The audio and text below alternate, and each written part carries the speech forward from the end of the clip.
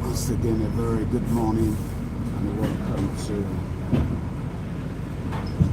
our live transmission.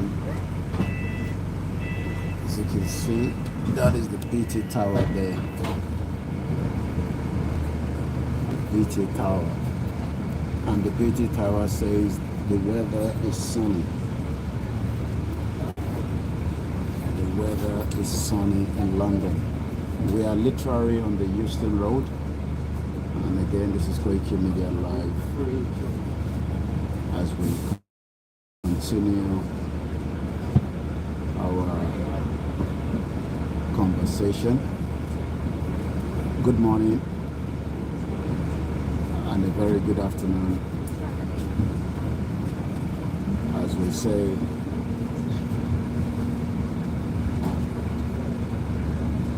heading out again as usual. Doing what we love to do best. And this is exactly what it looks like. You can see the BT Tower right there. We are also testing our mixed LR, so let me know. We are live on mixed LR.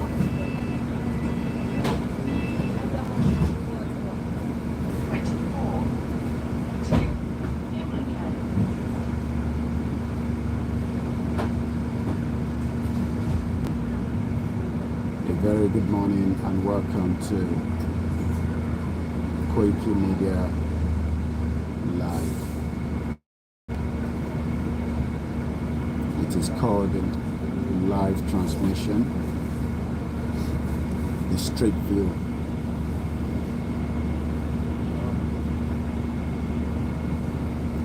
And we welcome you once again to everyone that joined us so far.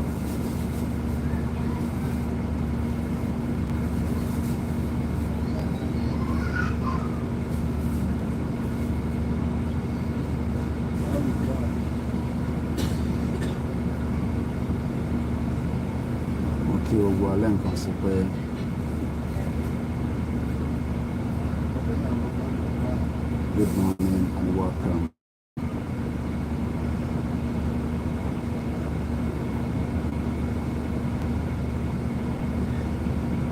As we say all the time,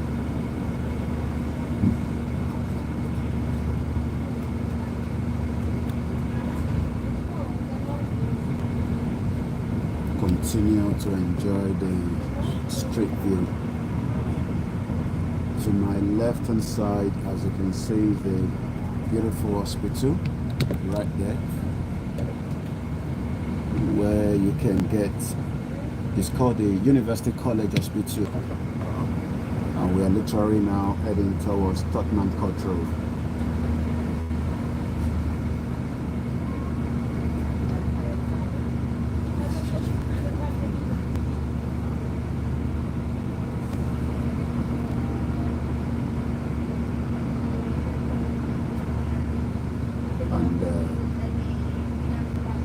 This is where we say we have a role, and that is the role we are playing all the time.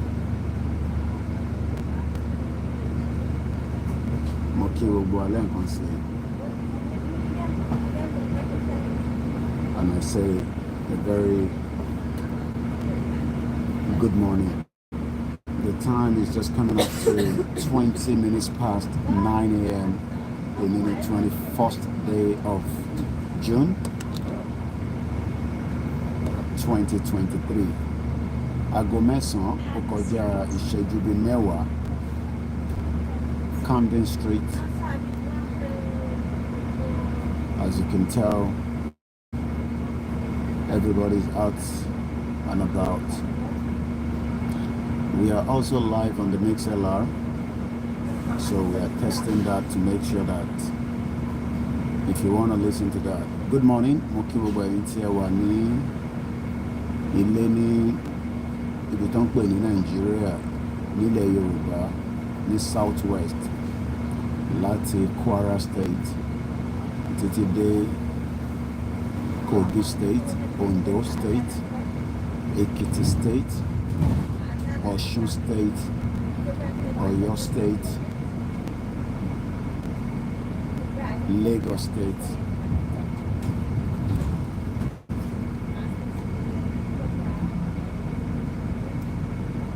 "63 years, Nigeria should have developed the lives of millions of Nigerians, but Nigeria is a failure.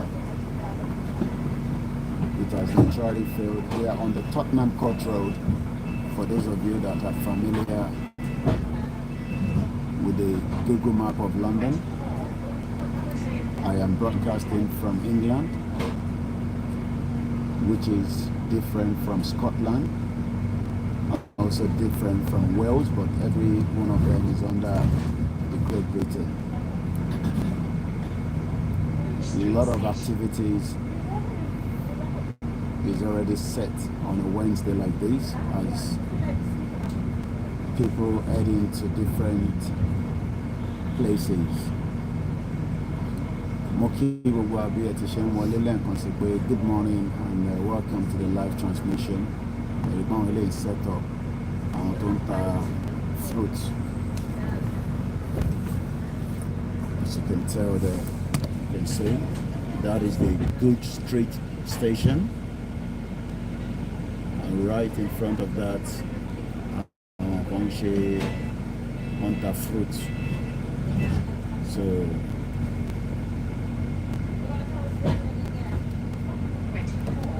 that's the bus 390,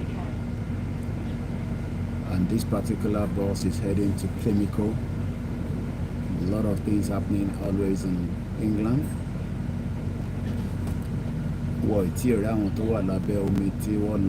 Explore Titanic. We pray that they are found. 5 people are missing, and the days and the hours are cutting down. The basic things of life have never been provided for Nigerians. They don't shoot a film. Our boys the one who do me. So the Barry cameraman, we are recording for pro money because it looks like a UPS. So they are new thing to jadi. So they are doing the recording. Guys met out to a blackie. Marrying you anyway. So there's a lot of activities happening all the time.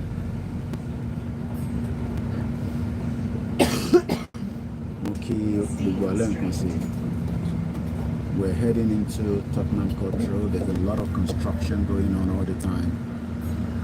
Renovation is never ending in UK. It is always an ongoing thing. Until Amafi hold the Yoruba politician accountable for why the Yoruba land was never developed after 24 years of democracy. Things are still backwards. As we speak today,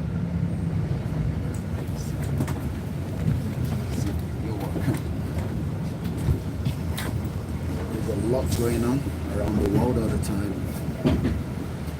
But the most important thing to Kwani being conscious make it easy for when you want to nítorí pé wọ́n nílé ní àbọ̀sími oko láyé àtijọ́ ọjọ́ ya jókòó síbi tó wà sílé kankan ní àbọ̀sími oko ilé tó ní the basic things of life, kò sí hospital, kò sí security, ó wà lórí phone instead ẹ kó concentrate ó dẹ̀ fẹ́ mú bọ́ọ̀sì. Wọ́n nílé ní àbọ̀sími oko bí abìkan ló ń bá sọ̀rọ̀ nílùú ẹ̀ nìsín gbé pressure oríṣiríṣi lé wa lórí because wọ́n fi pé tó yá ti wà ní abroad àwa ni láti take gbogbo sole responsibility àwọn tó wà nílé. Wọ́n ti gbàgbé pé ẹni tó wà labroad náà ó ní a lot of responsibility. So I'll give you all the 360 degree as you can see there. So that is a Tottenham Court Road station. Was a renovation here some few years back. But it is what it is until the one you get message pay. Your life was purposely held back. Deliberate act is what they've done. I'm up with everything about Shisha. Ní máa lọ jókòó síwájú ilé politician. Your politicians are the most wicked people. Òyìnbó kankan ní gba anybody sílẹ̀ tó bá ń dúró de àwọn British citizen àbí British government kó wá rescue wa. Ibi tá máa dúró sí nìyẹn for a very long time until every one of us understand that our demands tá fi ń sọ pé a fẹ́ Yoruba country is nothing more than the fact that it is our inalienable right, but it doesn't work without a lot of diplomacy. It doesn't work without a lot of work. Mo kí gbogbo yín lẹ́ẹ̀kan sí mo rí ẹṣin wọlé but má bínú pé reference orúkọ yín. There's always infrastructure going on, but owó tó yẹ kó fi ṣe infrastructure ní Nigeria, they keep stealing the money, and that is why you don't have a better infrastructure system in that crazy country called Nigeria. Nigeria is a crime scene, and the only thing we can pray for is that your life will get better a little bit before the whole country will fall apart.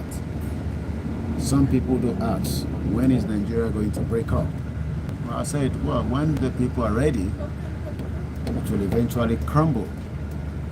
Your economy is not going to come back up. It does not matter if your president travels around the world and seek for support and funding. Nigeria is already like the Titanic under the seabed in the ocean. As you can tell, when we don't invest, how do you expect people to come and live in Nigeria? Investors are very, very skeptical because of the policy of your government, and because a country that doesn't have stability, it will be very difficult. Over the weekend, but some of them are very hardworking. Easy. You work very hard. A lot of you wants to do the same thing, but there is no opportunity, and that is why everybody wants to travel out of that crazy country called Nigeria. Your president is currently in Paris or France, trying to see how he can bring in investors. We wish him all the best. But one thing I can tell you is that it does not matter how long it takes. We can never have the kind of peace.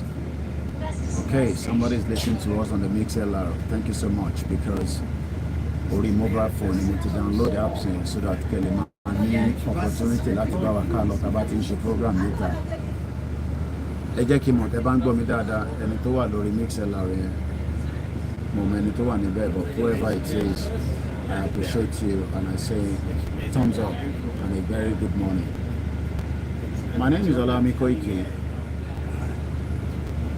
a campaigner for the Yoruba nation and also a strong believer of the total disintegration of Nigeria. Mo kí Bishop Adesina, mo kí Ìjàlọ Ìtàló, mo kí ẹ̀yin tẹ́ ti wà lórí Facebook, mo lè kí ẹ̀yin tẹ́ wà lórí YouTube. Bí báyìí ló ń pè ní Leicester Square.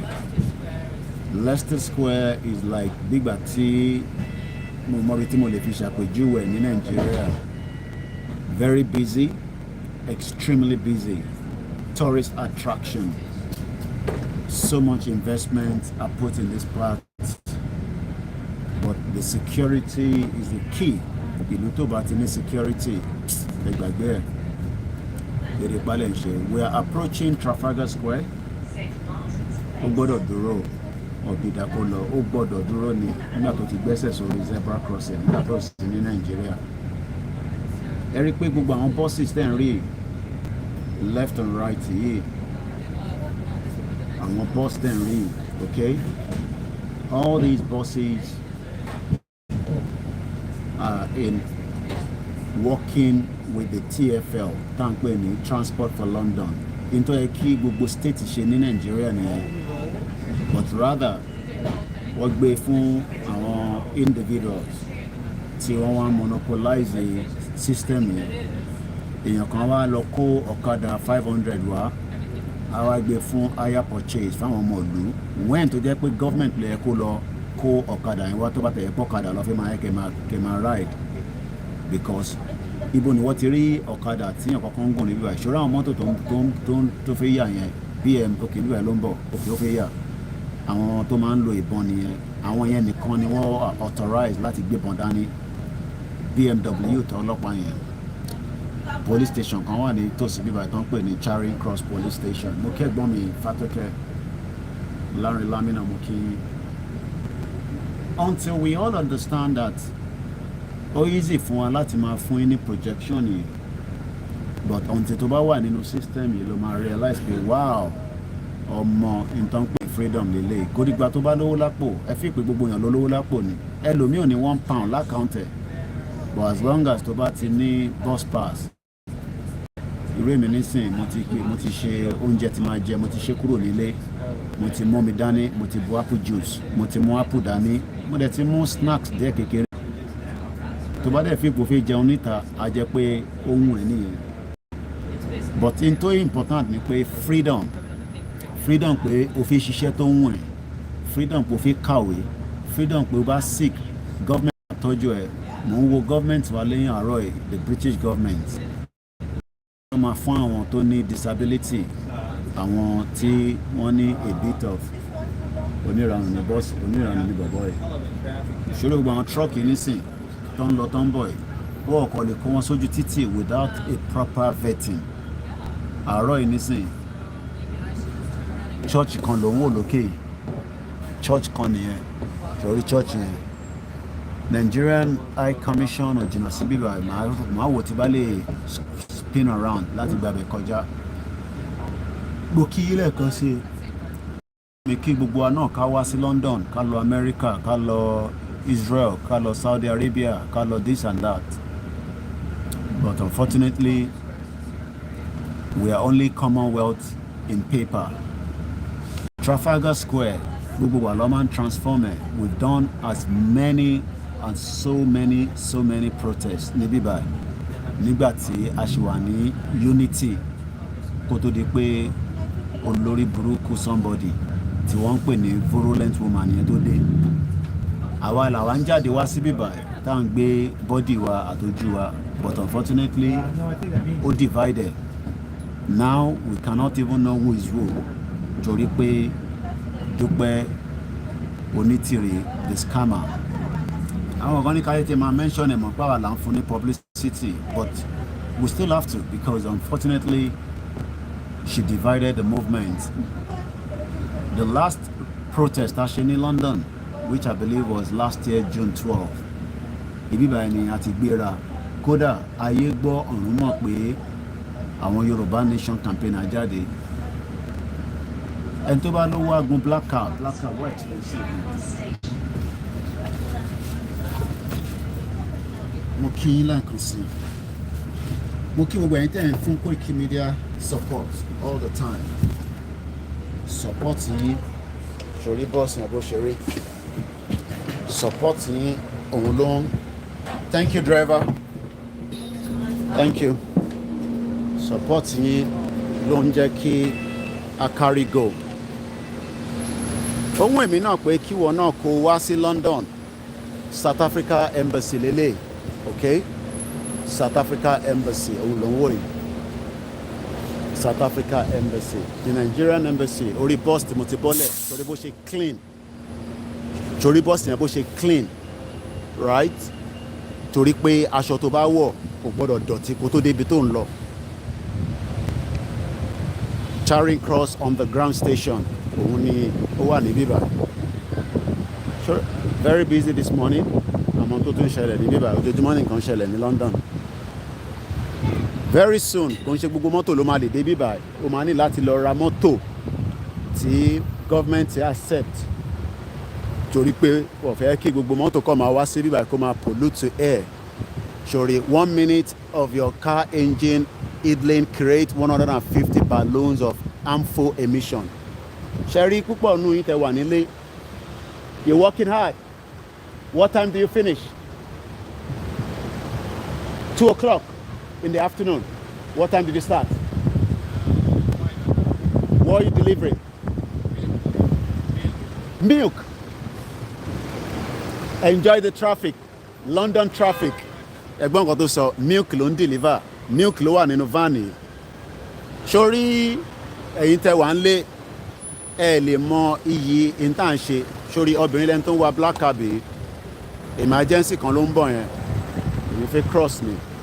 Until tí ẹ bá understand pé ìwọ náà tó jẹ́ ọ̀dọ́ ó yẹ kí life ẹ kó better. But life ẹ ò lè better nítorí pé government ẹ ò like ẹ. Ìwọ ló kàn assume pé government ẹ fáyìn tí ẹ rí gbogbo ohun tá a fi ń wọ̀nyí ẹ̀yin tẹ́ wà lórí mixlr màá kọ́ ọ̀sán tó ń ṣẹlẹ̀ traffic yẹn pọ̀ gan àmọ́ tó tún ṣẹlẹ̀ láàárọ̀ yìí. A wà ní ibi tó ń pè ní Trafalgar Square. The traffic is very, very heavy. It could be there's a problem. I don't know. But there's always a problem. London, yẹn ló ṣe ń pè ní London because ìlú tó allow freedom of speech, ìlú tó allow freedom of movement, ìlú tí kò kí oppress ara wọn. Mo sọ fún yín pé 25 years mo rò pé mo punch èèyàn kan rí nílùú yìí torí pé ìlú tó ní òfin ni. Ìlú tó bá dẹ̀ lófin mo kàn fi spin around building ní Nigerian High Commission again. Màá tún fi jáde sí the other side then àwa end the broadcast yẹn àti wá padà wá later. So n tí a kàn máa ń jẹ́ kó yé àwọn èèyàn wa ni pé lótìtọ́ everybody wants hope. What are you doing? I'm not showing you. Are you heading to work? Are you at work? What do you guys do? Dig holes. You dig holes? Yeah. What time do you finish? Whenever we have, really. Because in Nigeria, 60% of our youth, they don't have a job. Yeah. The Nigerian government doesn't provide a job. They steal all the money. 130 million people in abject poverty. You say, fuck it, yeah. And most of them, they want to be like you by watching football, but you are working hard. What team do you support? Oh, you're close to me then. Tottenham, that's where my mom stayed, not too far. Yeah. So when is the Premier League start again? Oh, so you're raising the money. Have you got your ticket? Not yet, but you know how to get it. Yeah, I know that. Yeah. Enjoy the day, guys.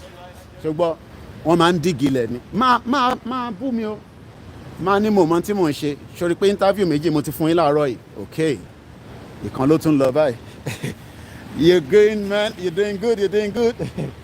So àwọn kan lélẹ̀ nísìn rubbish làwọn lè máa ń kó bọ́ ṣe wà but wọ́n ní license wọ́n ọkọ̀ lè bẹ̀rẹ̀ sí kó rubbish mo ti gba license yìí rí nígbà kan ó ní kankan tá a máa fi ń clear wá lọ sí àwọn offices ìgbà yẹn tí mo ní ìgbà yẹn mo sọ fún yín pé mo ní shop nígbà kan so mo ní waste license ló ń pè ṣòwárí mọ́tò yìí nísìn ó ní iye weight tó lè gbé táyà yìí kò mí pé torí pé ó kọ̀ tóbi báyìí no wọ́n gbọ́gbọ́ gbé ju iye weight tí capacity mọ́tò yìí ní kó gbé lọ so bọ́dẹ̀ ṣe wà nísìn wọ́n wà fully licensed mo ti gba license yẹn rí this is another business eléyìí náà delivery driver ni Chapman Slovenia or whatever so what am I trying to say this morning is that it seems ẹ̀yin youth wa ti get message yẹn pé our life is stuck in this messed up country tẹ́ńpẹ̀ ní Nigeria and that is your embassy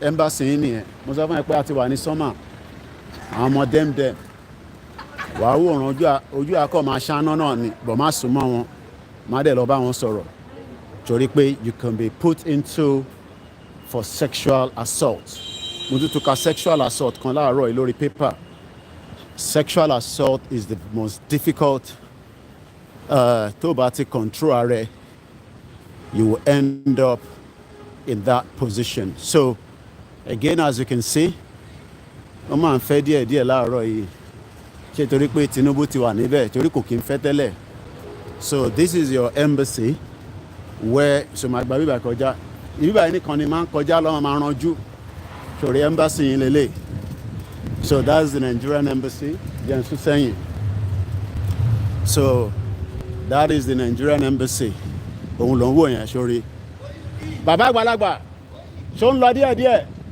bàbá àgbàlagbà mo máa like fìlà yìí kẹ́ ẹ kú ṣẹ́sà kò ní bàjẹ́ so ṣẹ́rí Nigerian house bàbá olówó ló ra building yìí o owó kòkó ló fi rà bàbá àgbàlagbà ẹ kú ṣẹ́ ṣàlàfẹ́ lẹ́wà sà bàbá mi ẹ kú ṣẹ́ lẹ́kọ̀ọ́ máa ń rí lórí ok ẹ fẹ́ tẹ̀ picture ó di dandan óyá ẹ farabalẹ̀ mọ̀ kàn jú ẹ sọ fún yàrá yẹn pé ẹ ti jẹ jákọ̀ ẹ bá ń kí àwọn ọmọ kò ní bàjẹ́ fún wa máa ti popular gẹ̀ ọlọ́run àṣàánú mi ìyẹn wọ̀nyí àwọn àgbà ìwà kọjá àárẹ̀ tó ń mú ẹ̀ ṣáà ni so building ni nísìn jọra àwọn èrò ṣeré wọ́n yẹ queue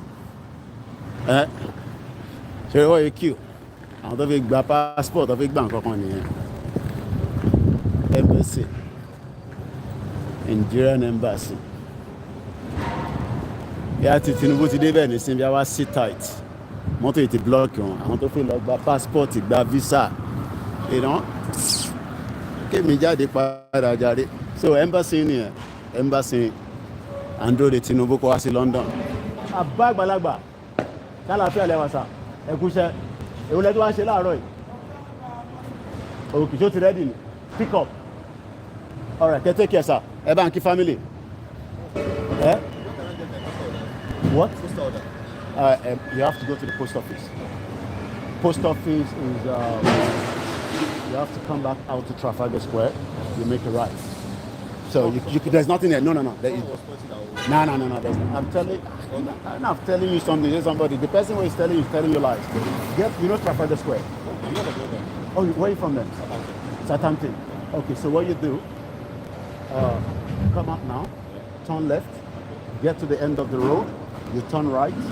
When you turn right, that roundabout. But you have to keep a straight line. What you can then do is when you get to that area, that roundabout, ask with anybody that you're going to the post office. Okay? Or the other way around, I don't want you to pick on the camera. Okay, I'll pick you on the camera. No.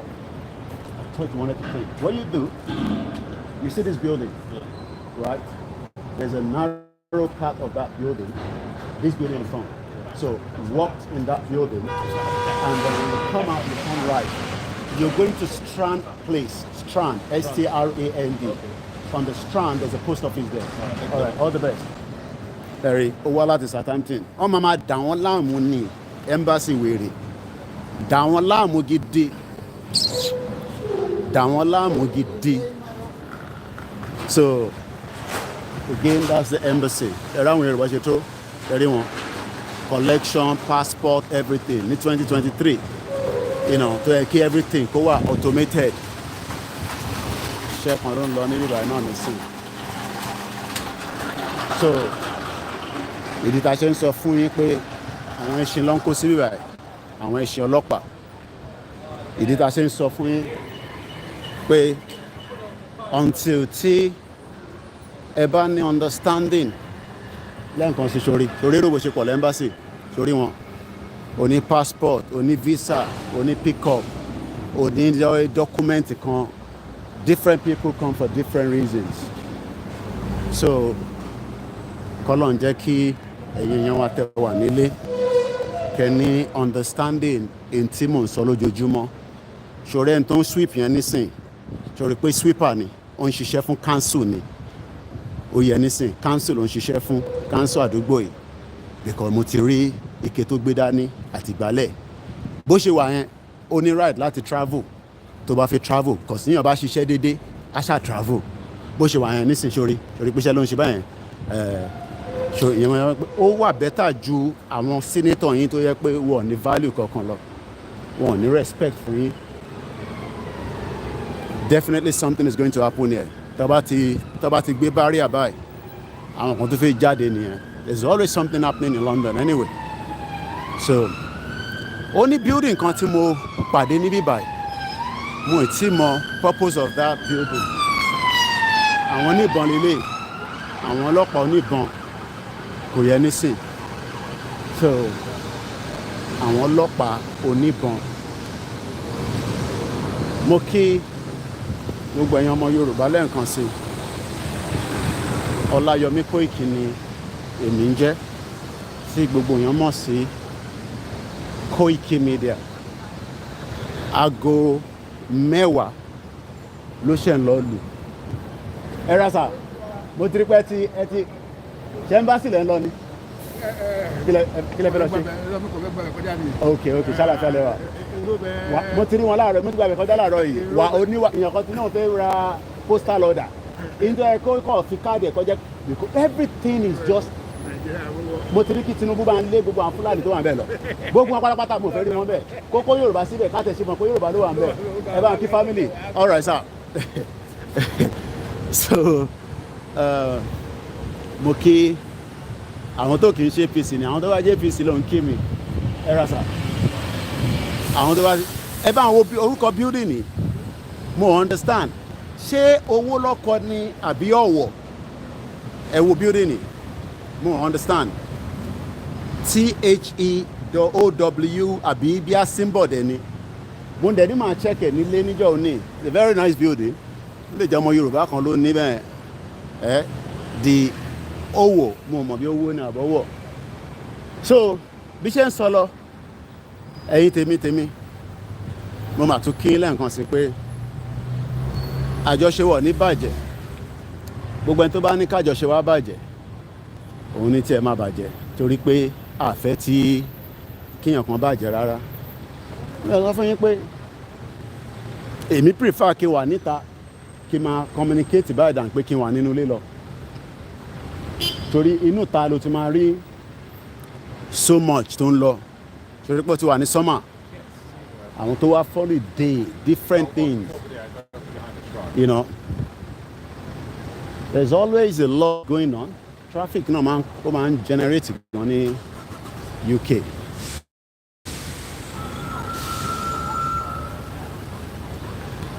Mo kí ẹ̀yin ọmọ kóòtù òjire. Ministry of Defence, òun ni building yẹn. Ẹ rántí pé fídíò kan wà. Now Yorùbá man ló wà ń bẹ, àwọn kan tẹ̀ tún ní pé kò ń ṣe proper Yorùbá. Well, at least ṣé pé wọ́n ní àwọn historical building tó bá wo àwọn buildings yẹn, they are very beautiful. Sórí tó wà lókè ẹni sìn, sórí bíi sword ló wà lókè lọ́wọ́ bọ̀bọ́ yẹn. Tí bá zoom in a little bit ẹ̀ rí jù bẹ́ẹ̀ lọ. Mo fi tamper pẹ̀lú fóònù yẹn kó má di pé ọjọ́ ẹ̀ máa lọ. A dúpẹ́ lọ́wọ́ bàbá wa Alana Oracle Professor Adébánjí Akíntóyè. Mo máa ń kí bàbá mi dáadáa, Chief Banji Ayiloge, the deputy chairman of the YSDM. Mo wá ń lọ bẹ́ẹ̀ mo kí gbogbo ẹgbẹ́ YSDM sórí tó bá yẹ pé àwa náà ti ní country tiwa a máa ní aṣọ tá a máa ta officially ìnà Yorùbá nation bọ̀ ilé nísìnyí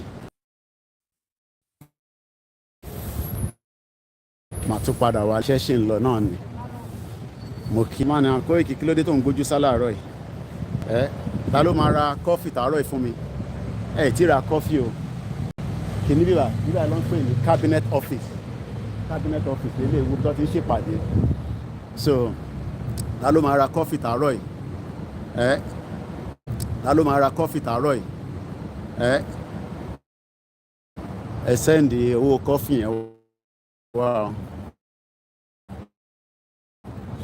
ká lè rí kọ́fì mu so ẹ̀yin tẹ́ wà lórí okay I'll see what we can do because I have to go through security now mo ní láti go through security so a máa ní láti kọ̀ mú fóònù yẹn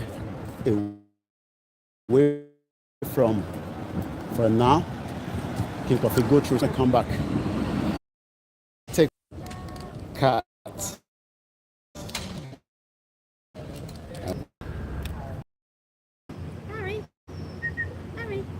Harry, look at the camera. I mean, you're supposed to be a pro. Can you? Thank you so much. I won't take too much of your time. Someone's got to do what I mean when I'm not being attacked as well. Thanks so much. My pleasure. Let's get on. Yeah, me too. Harry. Let's see so we get the back view as well. Larry. Larry. Thank you so much. Yes.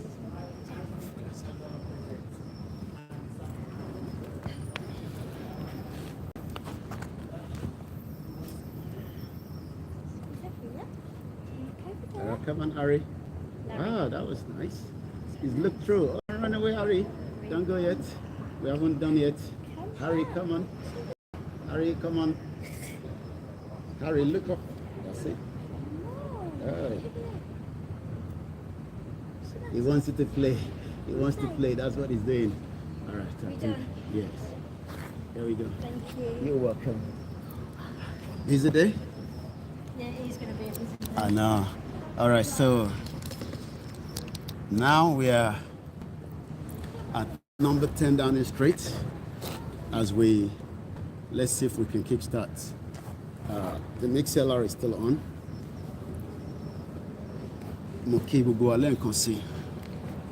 Let me come this way so that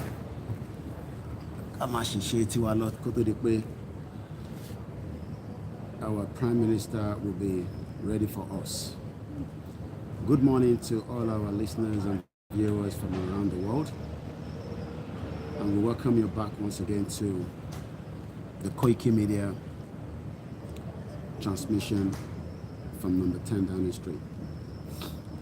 Moki Omode, Moki Agbalagba, Moki Bugua Lenkosi, and I say good morning and welcome. Moki Atobimilomo, the key family me. Moki Dr. Loye Sunday Igboho.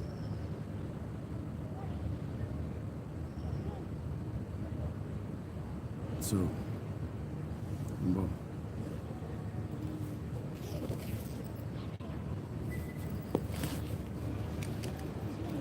Yeah, much you are on already, so I'll play later. Yeah, sorry, later. Sorry, later. Mbo. Okay.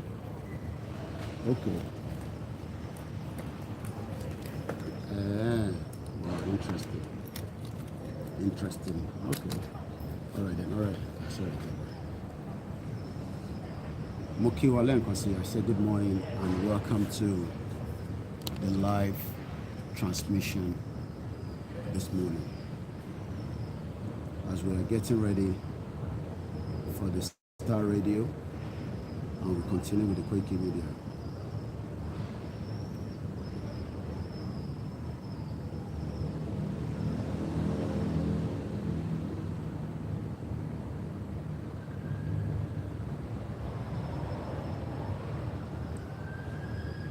so mo kí wa lẹ́ẹ̀kan sí ẹni tó bá fẹ́ pè wọlé ẹ jẹ́ kí accept one or two calls but let's start our transmission here first.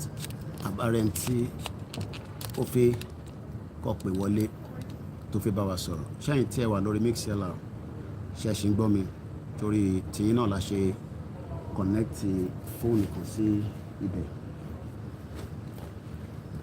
mo ti ṣe sandwich ní wa ọmọ rẹ̀ later so let me see.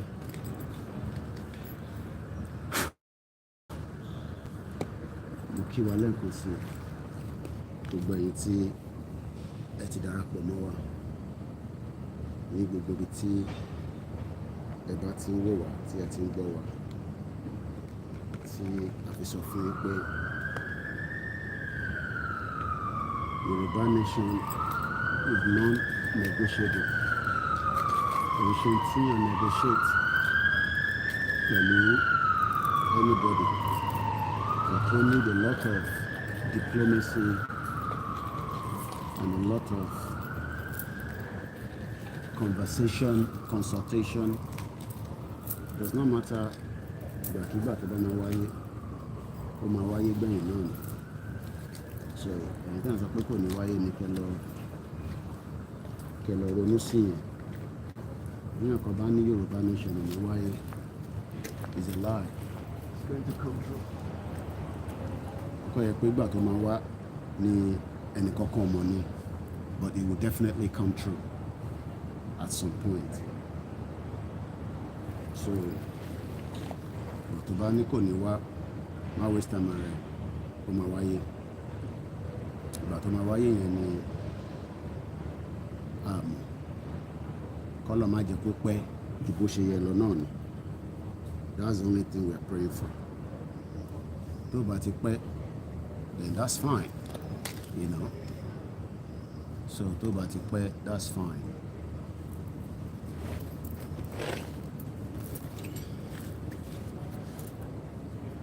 Okay, well,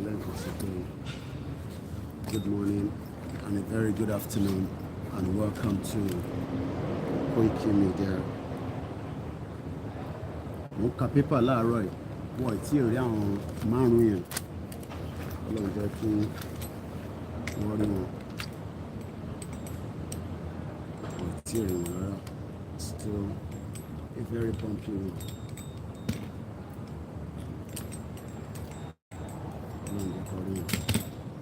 As we speak right now, kò sẹ́ni kankan tó mọ ibi tó wà nínú abẹ́ omi tí wọ́n lọ. Ìkànnà àwọn tí wọ́n wà lábẹ́ omi yẹn wọ́n náà ti ṣe a lot of different expedition. Ó ti ṣe different ones. So eléyìí tó lọ ṣe ìkò ń ṣe new thing. Bíyàn bá dẹ̀ take a risk sometimes o lè get nǹkan tó ń wá. So sometimes you gotta take risk. Àbọ̀rọ̀ ọmọ yẹn nísìn but báwa dúdú à ń fẹ́ take a risk. Ibi tó bá ti jiná délẹ̀ làwọn wá, ọbẹ̀ tó bá ti jiná òun làwọn máa ń wá. Mo kí ẹ̀jà rẹ̀ Idris ẹ ṣéjà rẹ̀ gbọ́n mi Yẹmí Fátókẹ́. So let's see if this one will do the bit of magic, because last with Tawain, you know, so we hope this will do a bit of magic later on.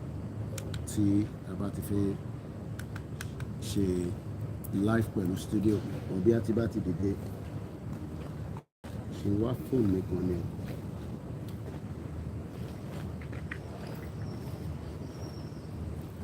One phone is still missing. Studio line. Tinubu ti wà ní France. Alright. La sójà mi ti máa mú káàkiri. Àwa sójà kékeré.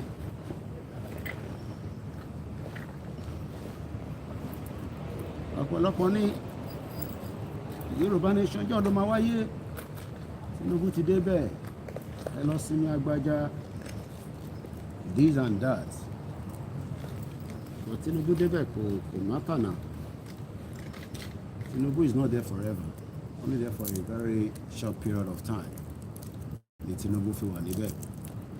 Tinubu ò ní wà níbẹ̀ forever. Tinubu ò ní wà níbẹ̀ forever. So gbẹ̀yìn tẹ̀ ní Tinubu ti débẹ̀ the phone tí mo wà nílé. So ẹni tó bá fẹ́ pè wá studio number máa fún yín láyè kó tó di pa máa bẹ̀rẹ̀ show connection.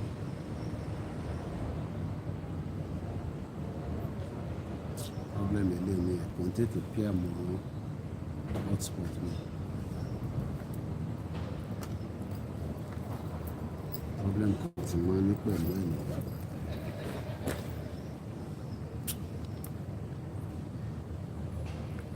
Take care more hotspot. Mr. Moses, thank you so much, sir. Gbogbo phone tó kù máa ń tètè connect. Phone yìí nìkan ni kò ń tètè connect. Ìdá kó máa rí bẹ́ẹ̀. Àwọn ITN, àwọn ní satellite wọn ní bíbá. ITN ni mo rí. Satellite kí ni wọ́n wà níbẹ̀ yẹn. Sky News náà ní satellite ti ẹni bíbẹ̀. So bí àǹtà máa ṣe nípa máa ra credit sórí ilé ìnísìn studio number náà. Ó yìí máa pair but sometimes ó máa ṣe bẹ́ẹ̀ so bí a kì í restart it. Wá tí mò ń prepare for setup before the show kickstart.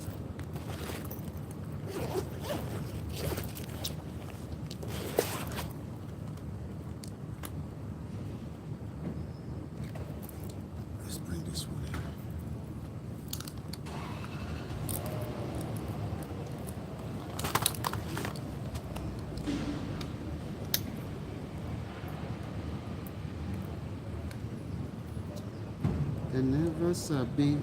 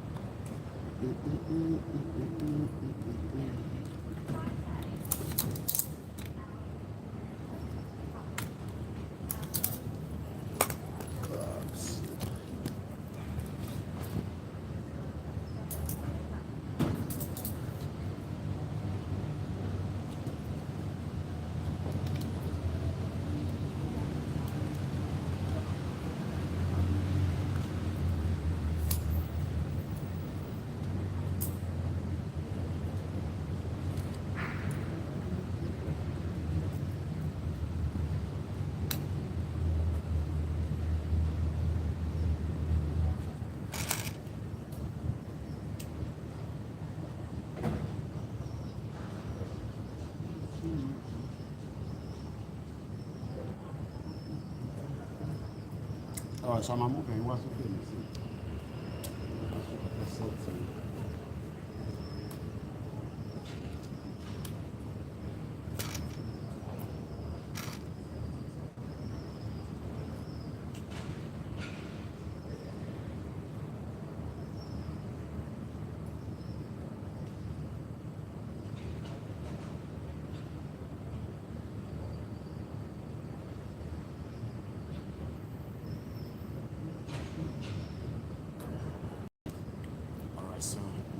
Stand by because the Prime Minister bá ti jáde kò ń pẹ́ rárá pọ́npọ́npọ́npọ́n ni máa wọnú mọ́tò ó sì dé létà kò ṣe nísìn. bí ṣe ń sọ lẹ́yìn yan wa ẹ̀yin tí à ń sọ fún lójoojúmọ́ pé sórí in tí ẹ̀yin ò mọ̀ ní pé ẹ̀ ń fẹ́ hope nínú country tí kò ní hope. Nàìjíríà ẹ̀yin ọ̀dọ́ ẹ̀ níṣẹ́ ẹ̀ ń sùn ẹ̀ ń jí lójoojúmọ́ kò síṣẹ́ kankan tẹ́ ń ṣe. So báwo lẹ ṣe fi survive? 60% of Nigerians do not have, a job. 60%. That's a huge number. 60% in níṣẹ́. 60% of Nigerians, youth, there is no job. How do you want to survive? Báwo lè ṣe fẹ́ survive? Àbúrò mọ̀ yìí nísìn. Báwo lè ṣe fẹ́ survive?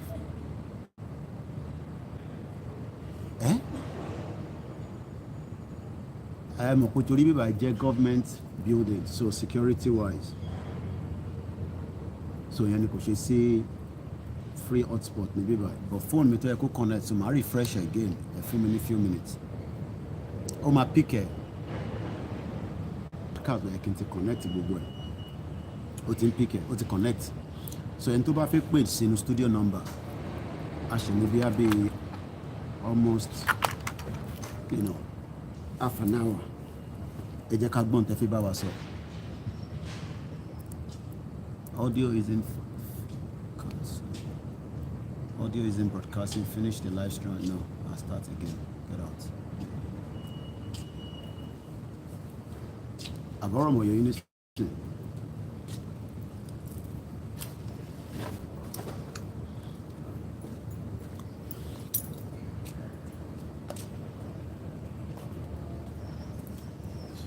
Let us remind ourselves that when we have our own country, Amani government itiwa no, not the government that you have right now. We will have our own independent government. But I don't know why people don't want that. I don't know. You prefer the fake one, the British one. I prefer it. So ìyẹn dájú èyí táwọn sọ lọ. Èyí tẹ̀lé máa ní yẹn gọ́ọ̀mẹ̀ntì kan ti wà níbẹ̀. Gọ́ọ̀mẹ̀ntì ti wà níbẹ̀ tẹ́lẹ̀ náà láti 1999 ni gọ́ọ̀mẹ̀ntì ti wà níbẹ̀. So difference will not make any difference now. Could make any difference. Government has always been there, but difference will not make. It's not making any difference. And that is why we are saying we want to separate sovereignty. Next Saturday. I'm not saying demand. We keep British they come on law.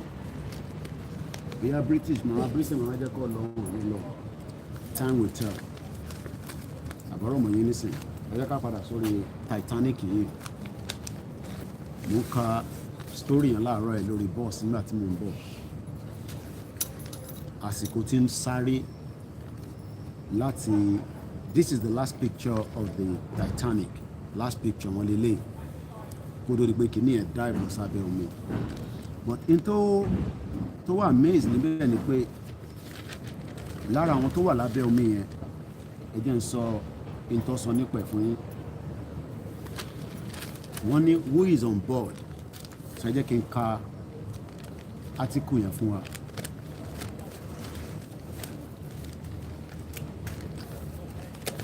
Ẹ jẹ́ kí n ka article yẹn fún wa. Wọ́n ń pe bàbá kan ní Amish Harding.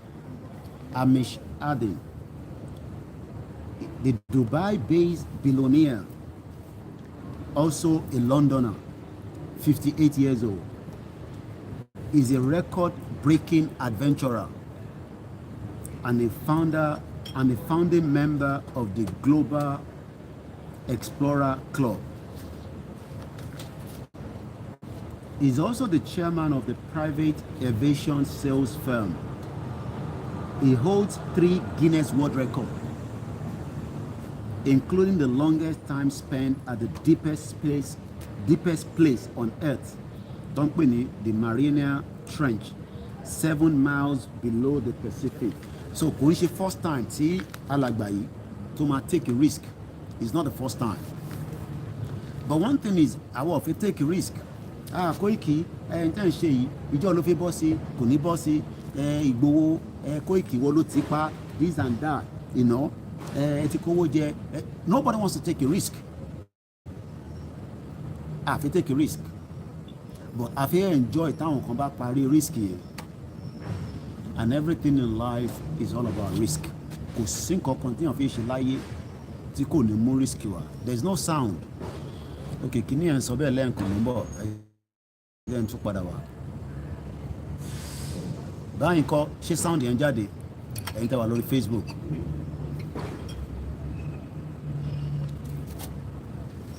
Ẹ jẹ́ n check it fúnra mi. Wọ́n ní kò sí sound lórí Facebook. Ẹ kì í check. So àràgbà yìí kò ń ṣe first time tó máa take adventure lélẹ̀. Ilé kọ́ fẹ́ go wrong ni kọ́lọ̀ ń jẹ́ kọ́ rí wọn.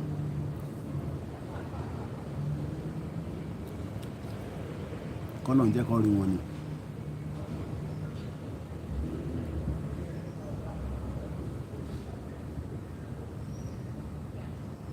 Ẹ kò sí ọdẹ òní.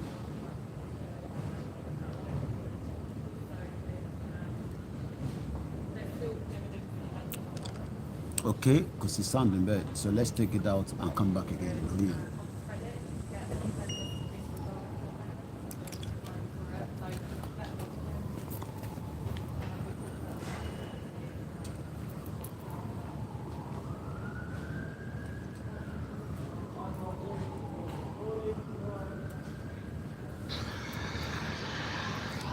So let's ọ̀gbọ́n tó ń ya àwòrán yìí bó ṣe ráwọn èèyàn tó mú pépà kan dání nísìn pépà yẹn gangan ló fi yà ó ti sáré lọ síbẹ̀ ìtòrí ẹ̀ tó bá ń ṣiṣẹ́ nínú àwọn bíódìní tó bá kọjá níbi tí journalist wà ó pìkì ní tó ń gbé dání nìyẹn so wọ́n máa ń sọ wọn pé kọ́ láti wà very careful so many exposure ti jáde rí níbi tí wọ́n bá ti mú pépà tó cover so yẹ ká máa ka átíkù bọ̀bọ̀ yìí lọ kó tó di pé màmá prepare fún Star Radio.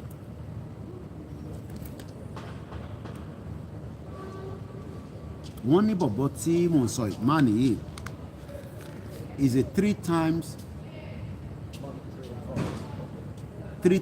Guinness record, including the longest time spent at the deepest place on earth. Don't pè ní the Mariana Trench 7 miles below the Pacific. One who spent 4 hours 15 minutes there in a submersible in 2021. It's also a 3-mile journey. There was another record. 2 years earlier, he made the fastest circumnavigation of the earth via the North and the South Pole in a Gulfstream jet. I used to read the Guinness Book of Records regularly as a child. He said, I always wonder how I could get into it. And sometimes I'm break pé Koiki báwo lẹ ṣe get into ọ̀rọ̀ Yorùbá nation. Somebody must do it. Bí èèyàn kan bá ní òun ò ṣe, èèyàn kan máa ṣe ni, kò sọ́gbọ́n ẹ̀.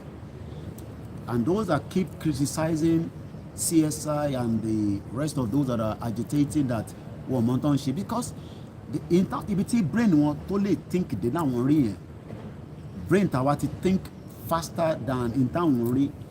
Arákùnrin nísìn ó wà ní abẹ́ omi báyìí nísìn, right under the ocean, 12,500 feet. Wọ́n ti rí wọn nísìn, but kò ń ṣe first time tó máa ṣe irú nǹkan báyìí. So ilé kọ́ fi go wrong ni kọ́ ló ń jẹ́ kọ́ rí wọn. Ó wá ní, I didn't want to do something stupid. Ṣé wọn pé so many people are doing something stupid on the social media, but social media ó gba wèrè, ó gba sínwín, ó gba everything, but àwọn official nǹkan tó wà stupid la ṣe ṣe pé Yorùbá nation la wá fẹ́, nothing more than that. But we get criticized, we get bashed, we get all kind of different people say different things about us. Do we bother? Do we care? No. It's because internet affair òun ni pé a fẹ́ independent nation tiwa. It does not matter how long it's going to take. It does not matter how long we will have to walk towards this. wọ́n ní last year ìyẹn this same man yìí ni o lára àwọn tó sọnù nínú omi tí wọ́n wá nísìn wọ́n ní last year he went into the space ó lọ sí space as one of the 6 astronauts on a Blue Origin New Shepard rock. Ọmọ méjì ló ní with his childhood hero Buzz Aldrin, who walked on the moon 3 times. In 2016, he accompanied the then 86-year-old and his own 12-year-old son wọ́n lọ sí South Pole. Mr. Eden has a natural science and chemical engineering degree from the University of Cambridge. So the question is, when people say, intention, kò lè bọ́ sí this, why are you taking the risk? It's because that is intention money here. Inti rí money here. You cannot see more than in Tawari. I want the longer picture of Perfect by Yoruba Nation. While Town Congo, a shorter picture. So I'm going to move us on here so that can they debate a little bit. So let's bring you onto the podium a little bit. Lenkonsi, a very good morning and welcome. Moki Amode, Moki Agbalagba. Well, I'll put one down. It's not cloudy, is it? Have you mapped? Yeah. So he's going to Ukraine thing. If you think somebody else will come and do your own bidding for you. Gbogbo àwọn òyìnbó tó ń bá nísìn iṣẹ́ tó bá wá kò ní kankan ṣe pẹ̀lú èyí tèmi ṣe ní bíbá. Olúkálùkù ló mọ reason tí ó ṣe wá sí bíbá. But one thing is, tó bá fi pé èèyàn kan ló máa wá survive láti ṣe bidding wa pé interfere, you'll be wasting your time. Kò sẹ́ni kankan tó máa wá ṣe bidding wa, àwa la máa ṣe bidding wa fúnra wa. Morning.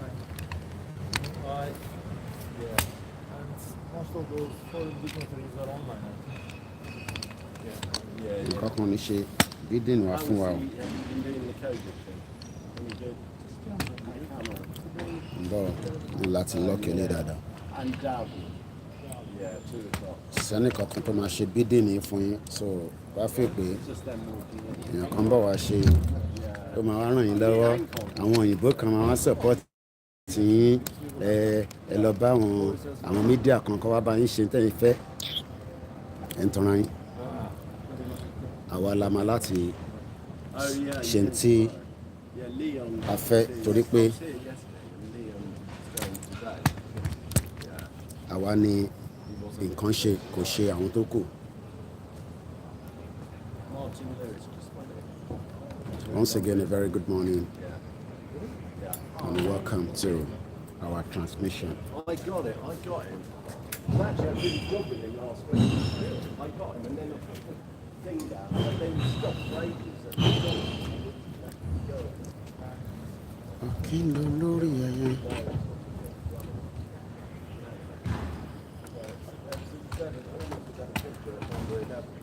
I got him walking past number 10. But I saw Mo kí lẹ́ẹ̀kan sí gbogbo ẹ̀yin tí ẹ ti wà pẹ̀lú wa ní orí transmission tí à ń bá lọ. So bí ṣe ń sọ lọ lẹ́ẹ̀kan.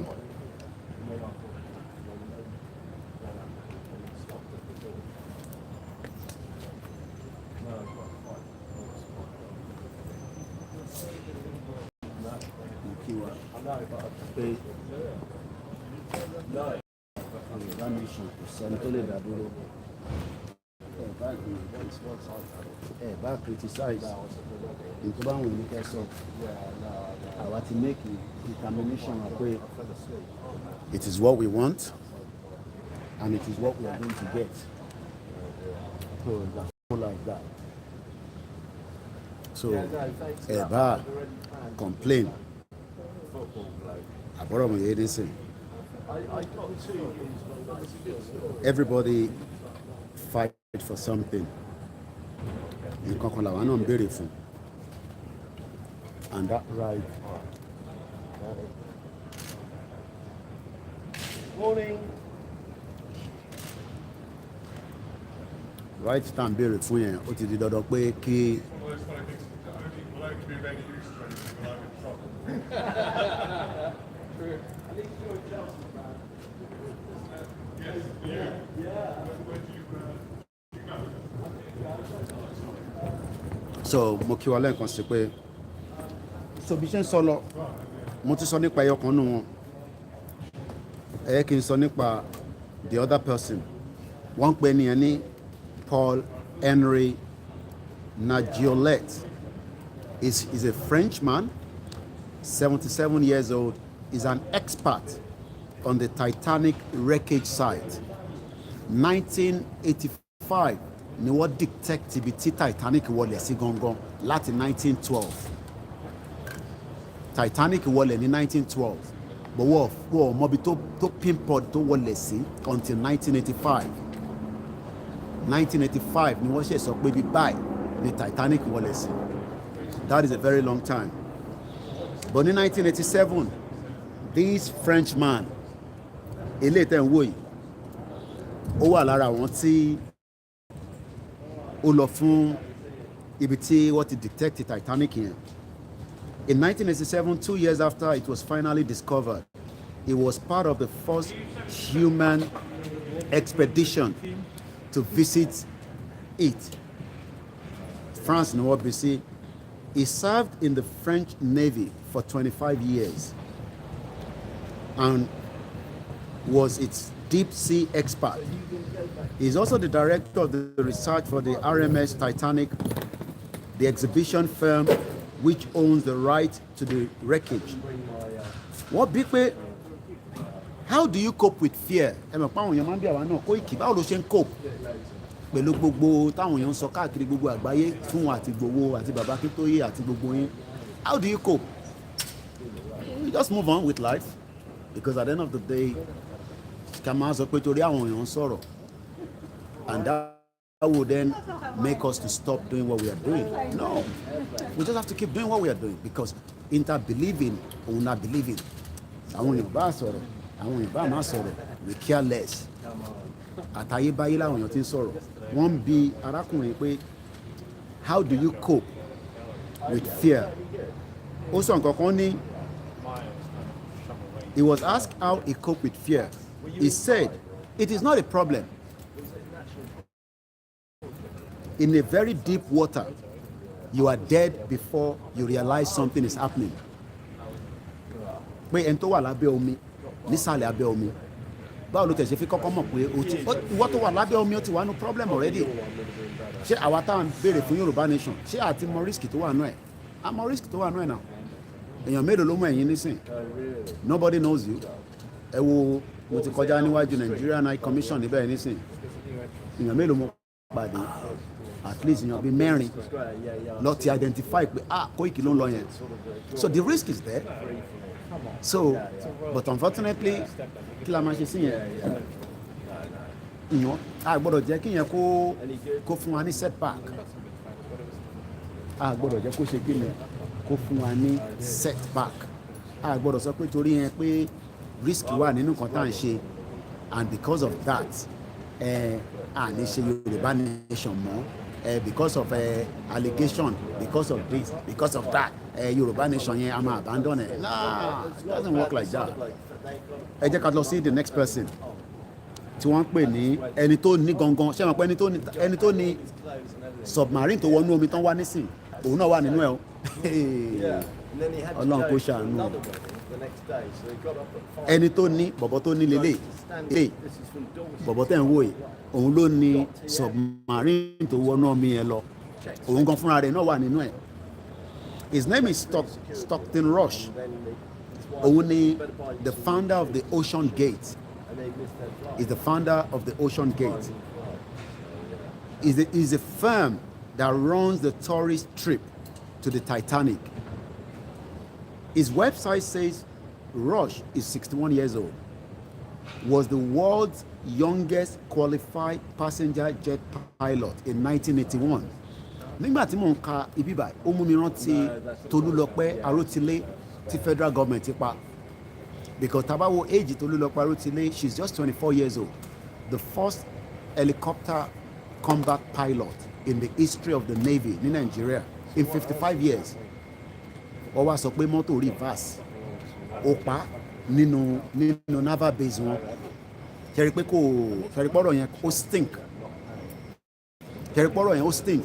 Tó bá jẹ́ pé Tolúlọpẹ́ Arótilé wà ní America, tó bá jẹ́ pé ó wà ní Europe, tó bá jẹ́ pé ó wà ní country tó wà advanced, ṣé mọ́tò kọ̀ máa dédé pa just like that?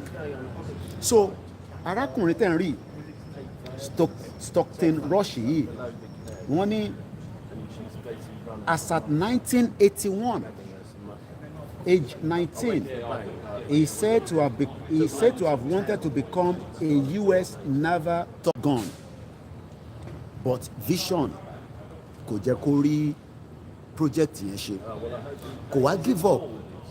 Sórí ìwọ tó ń wo mi nísìnyí tó ní ẹ Koiki, ẹ Yorùbá Nation wo, ẹ yẹ waste time ara yín, ẹ because ìwọ ló wọ́n give up, àwọn ò give up.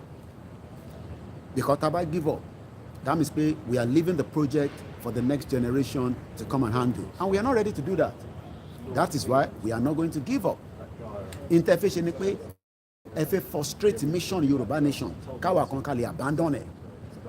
Ẹ má fi ọ̀rọ̀ àwọn people ìkọ́gbọ́n, ẹ fi kọ́gbọ́n láàárọ̀ ẹ̀.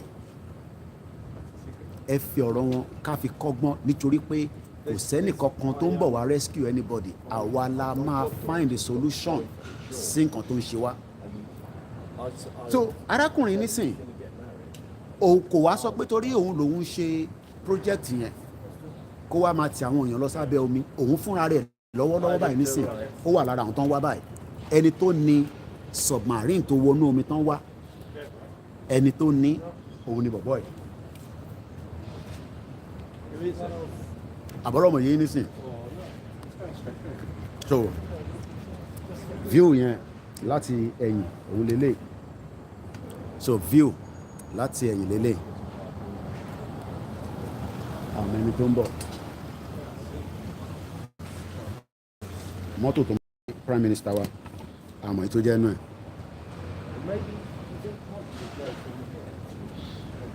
Ẹ má worry, àti order more tripod torí pé ẹ̀yin tí ẹ wà níbàyí, there's going to be a lot of movement.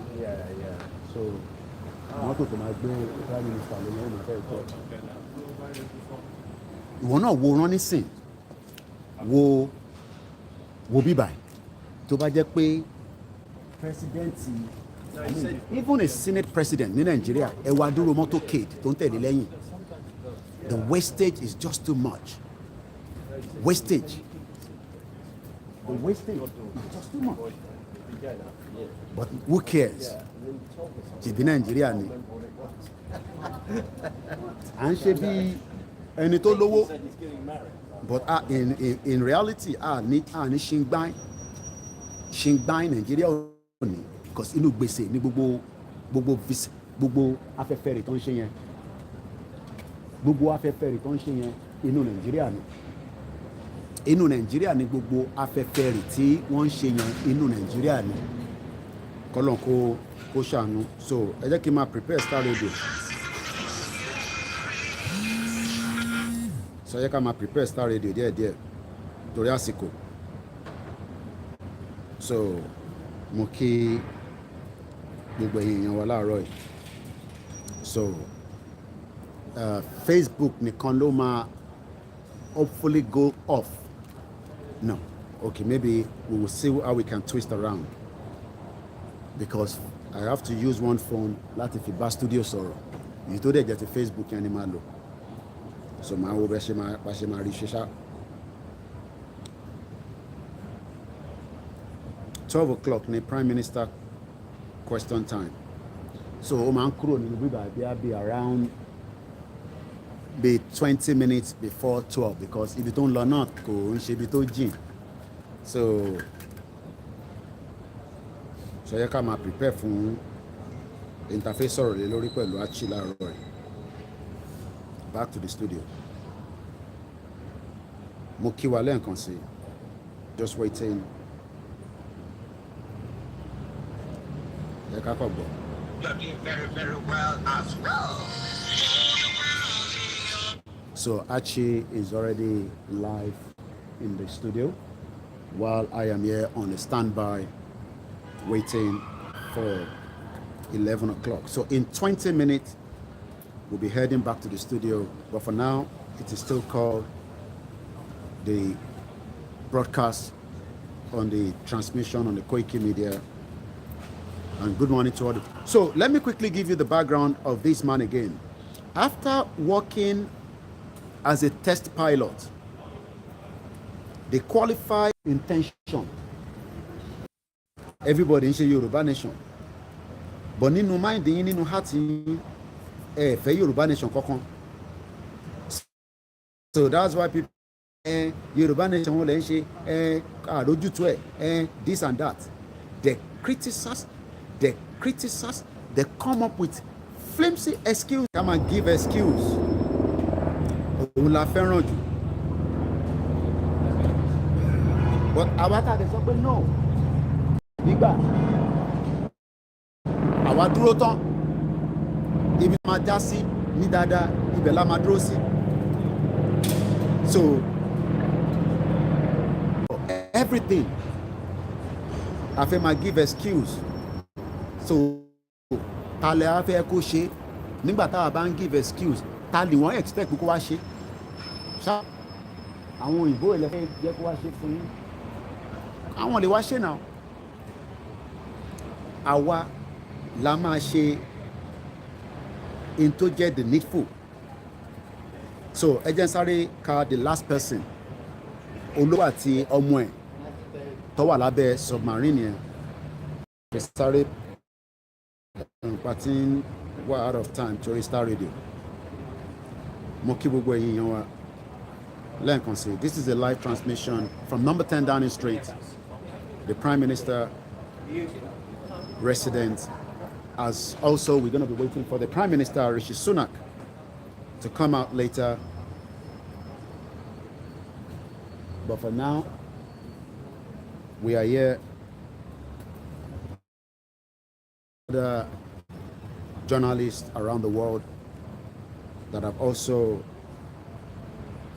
come down for what we call the Wednesday Prime Minister question, which is going to happen at 12 o'clock, some few meters away from here.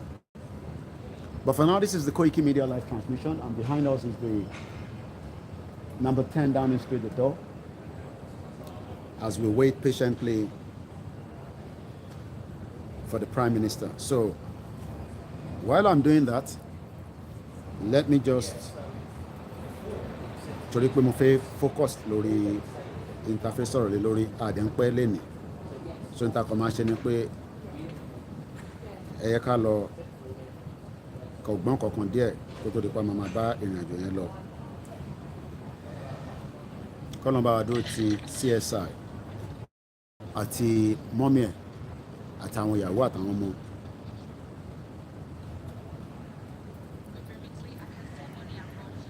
So jẹ́ ká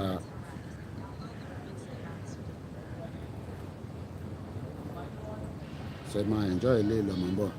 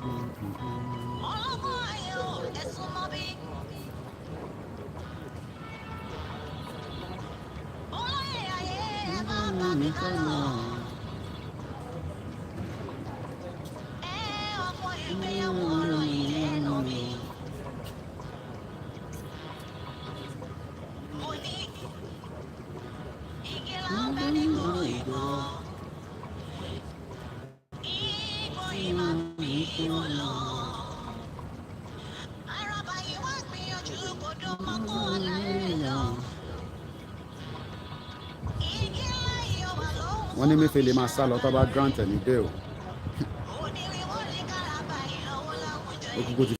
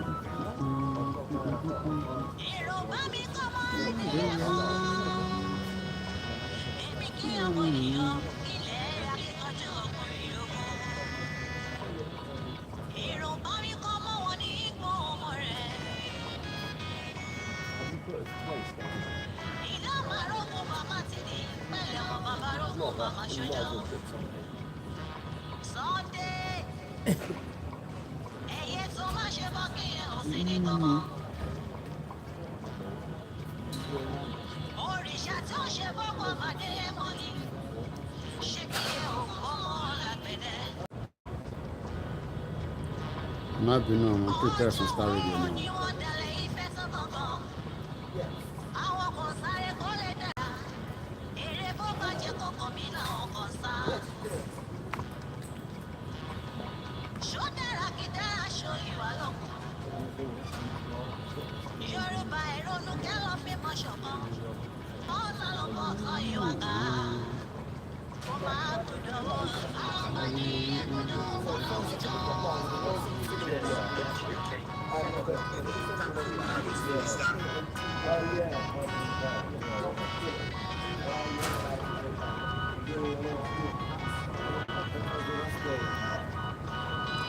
Wọ́n ní 100 military generals may be retired. That's the news headline.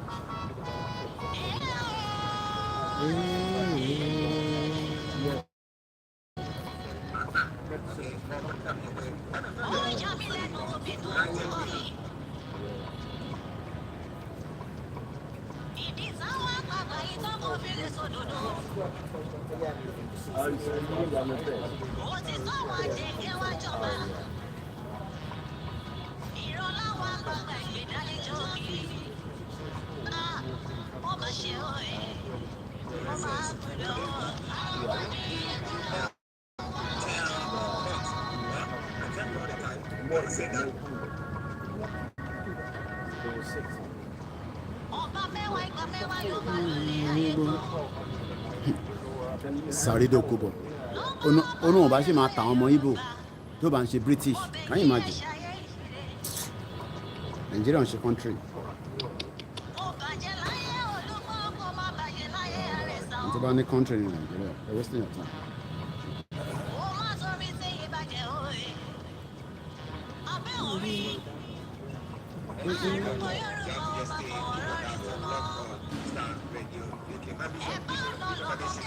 And all the guys in the army as well. And 18 hours breakfast is already going to bring you and 9 voices. So you don't want to miss out on this. So because it's a Friday, this Wednesday edition of the morning show, and we'll clamp everything on So we're 8 minutes into the Star Radio UK. 8 minutes. Shebi. Àgùntàn ní kò ní ṣe tewúrẹ́. Shebi.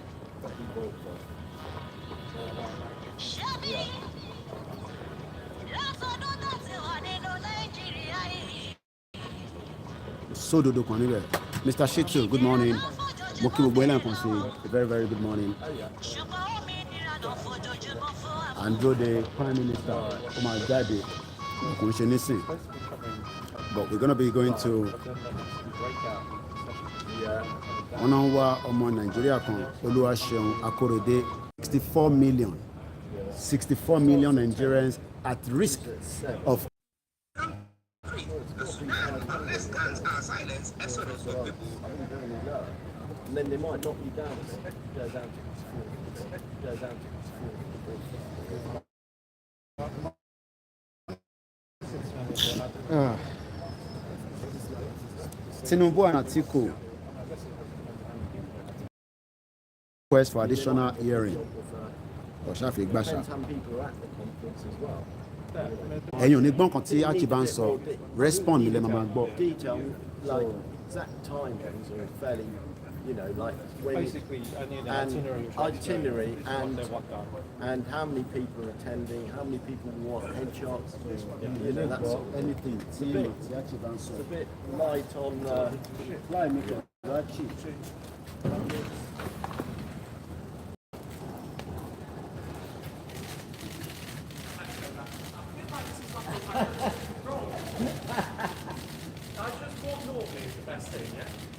Hi Martin.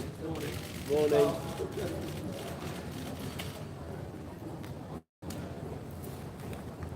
Easy. Láti jẹ́ public figure. Iṣẹ́ ńlá ni. Wọ́n ṣe ń da kámẹ́rà àti picture bò. So, ẹ̀yin dáwà lórí Facebook, mo ní láti disconnected.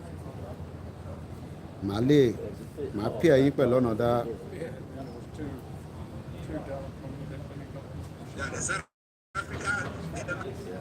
So that Kale ní time from studio. So, màá disconnect Facebook yẹn. Ẹ lè join lórí YouTube for now àti Instagram KOIKIMEDIA. Tá a fi máa start it again. Mo ń bọ̀. PA or something.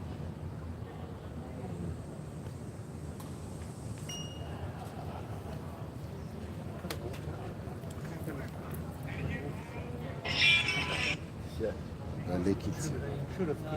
So,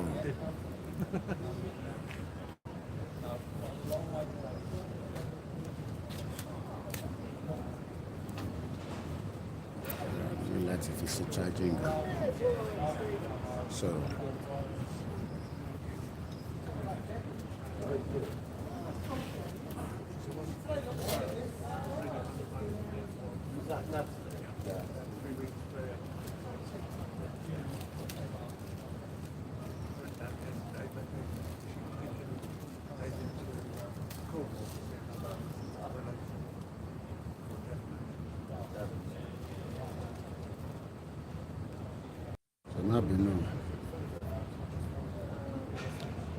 so we're going to be joining Archie in a minute. In just under.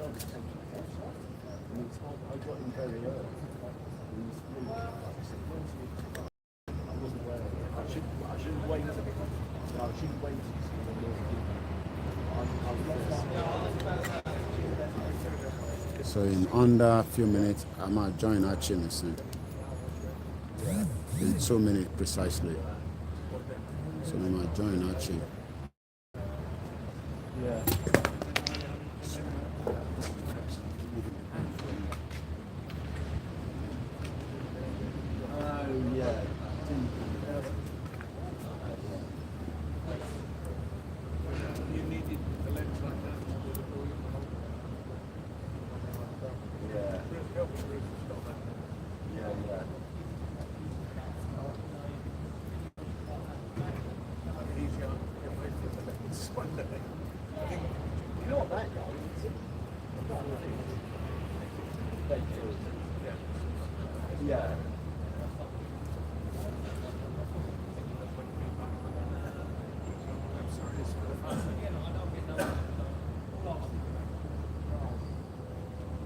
I like this one. I got this one. I went to the station and I was going to buy either one choose one. But there's 6 Mark II. Alright, so I'm going to be joining Archie. Not be nice, that's the only way you can leave it. To my party program, that's Archie. So we're going to switch to Star Radio Network for the morning program. Oh, I'm thinking of the 3. Oh, the 6. Sorry, yeah. I'm thinking of the 3. Yeah. You've got the 3. No, I've got 5. Yeah. Only one? 2 times. 10. 10. Yeah. There's a car coming, doesn't look like a Guinness. It's a bird.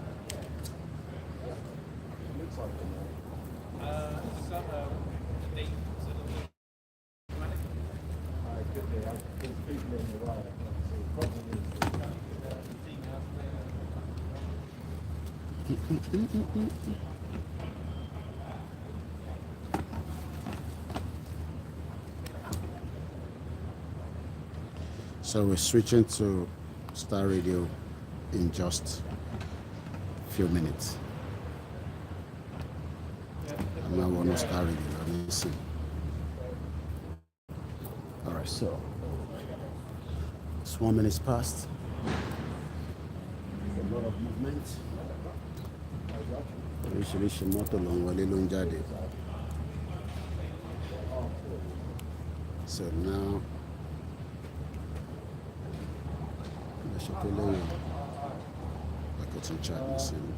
so like I said, nígbọ́n kankan tí Archie bá ń sọ, but respond mi lè máa gbọ́. So nígbọ́ anything Archie bá ń sọ rárá. Ẹ máa gbọ́ respond pẹ̀lú ẹ̀. In terms of my, back to the studio. So let's connect now.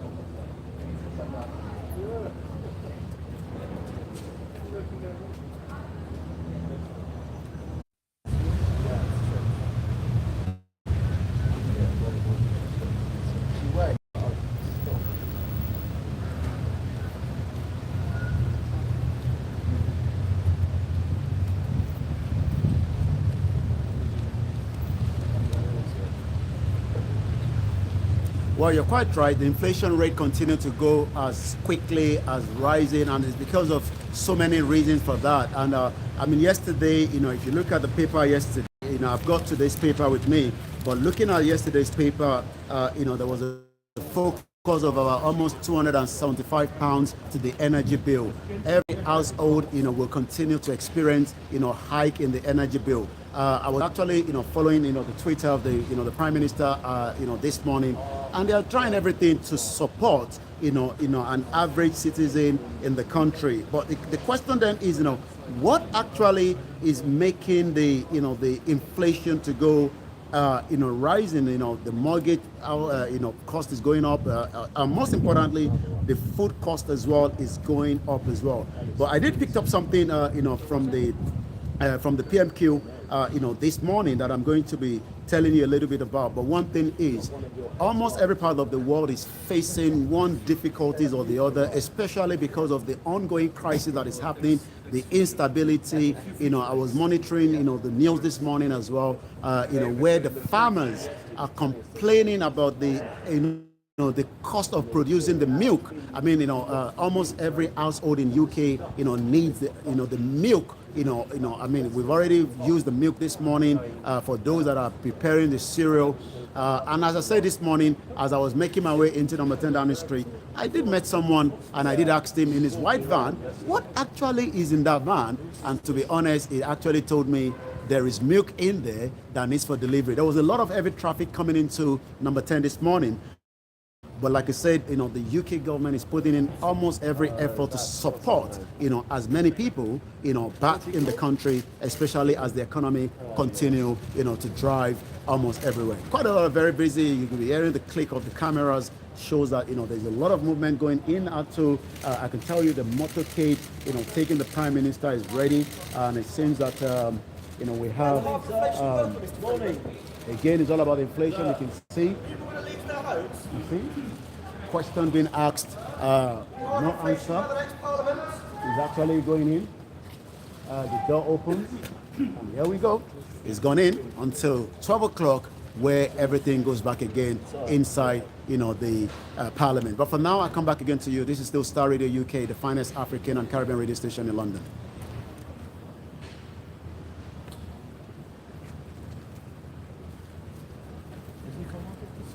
Yeah. No, you can't.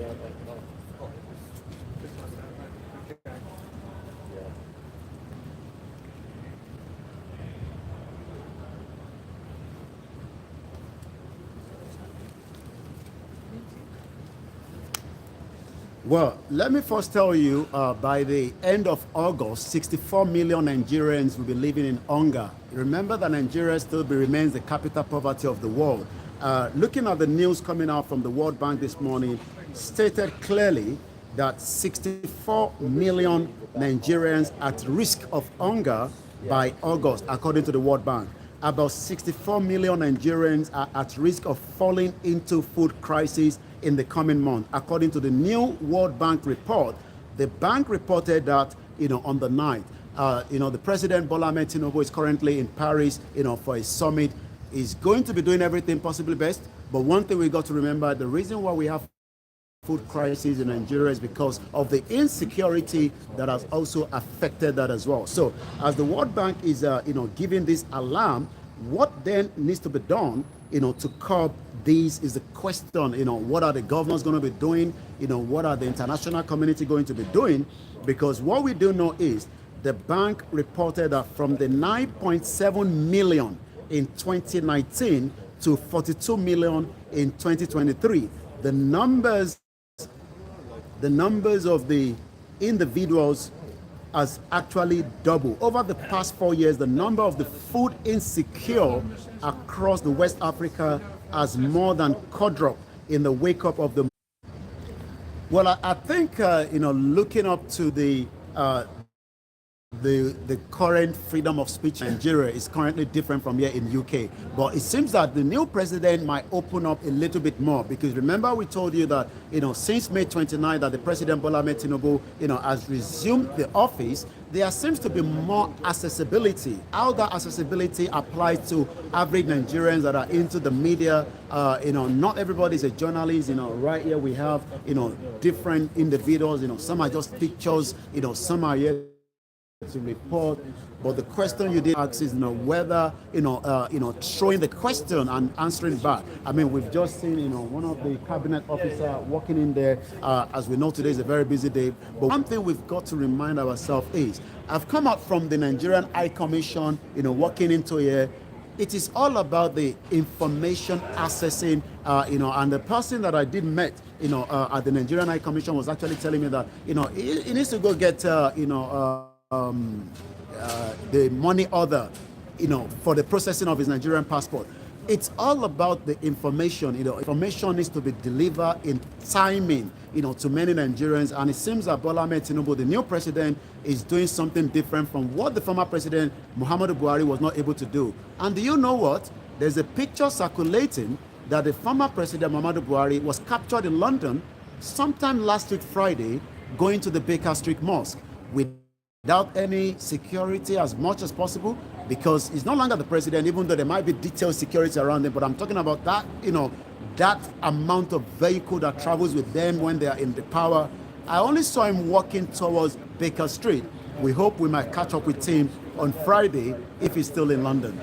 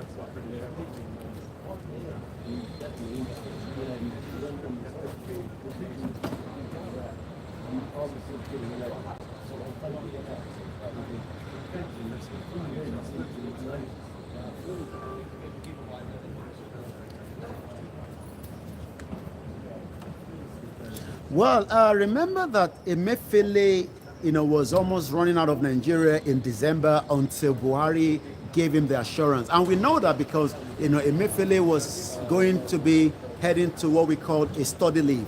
And the question is, was he doing that for the purpose of running out of Nigeria? Even as at the time that Emefiele was picked up, in Lagos State, the question was whether he was trying to find his route out of Nigeria using the route of the same route that so many people use, especially when you are running away from the government. But according to the Department of State Services, is now saying that the Federal Capital Territory High Court on Tuesday yesterday that the suspended Central Bank of Nigerian Governor Godwin Emefiele will flee the country if granted bail. I don't know whether that is what the DSS feels, but the former head of the Apex Bank is challenging his detention by the DSS by denying him seeing his fee of Nnamdi Kanu by not giving him what he needs. Emefiele was the central governor from the southeast. I'm never sure he said anything around Nnamdi Kanu, even though he might not want to say so because he's employed by the federal government. But now he's also now saying that the DSS is not allowing access by his own family to visit him.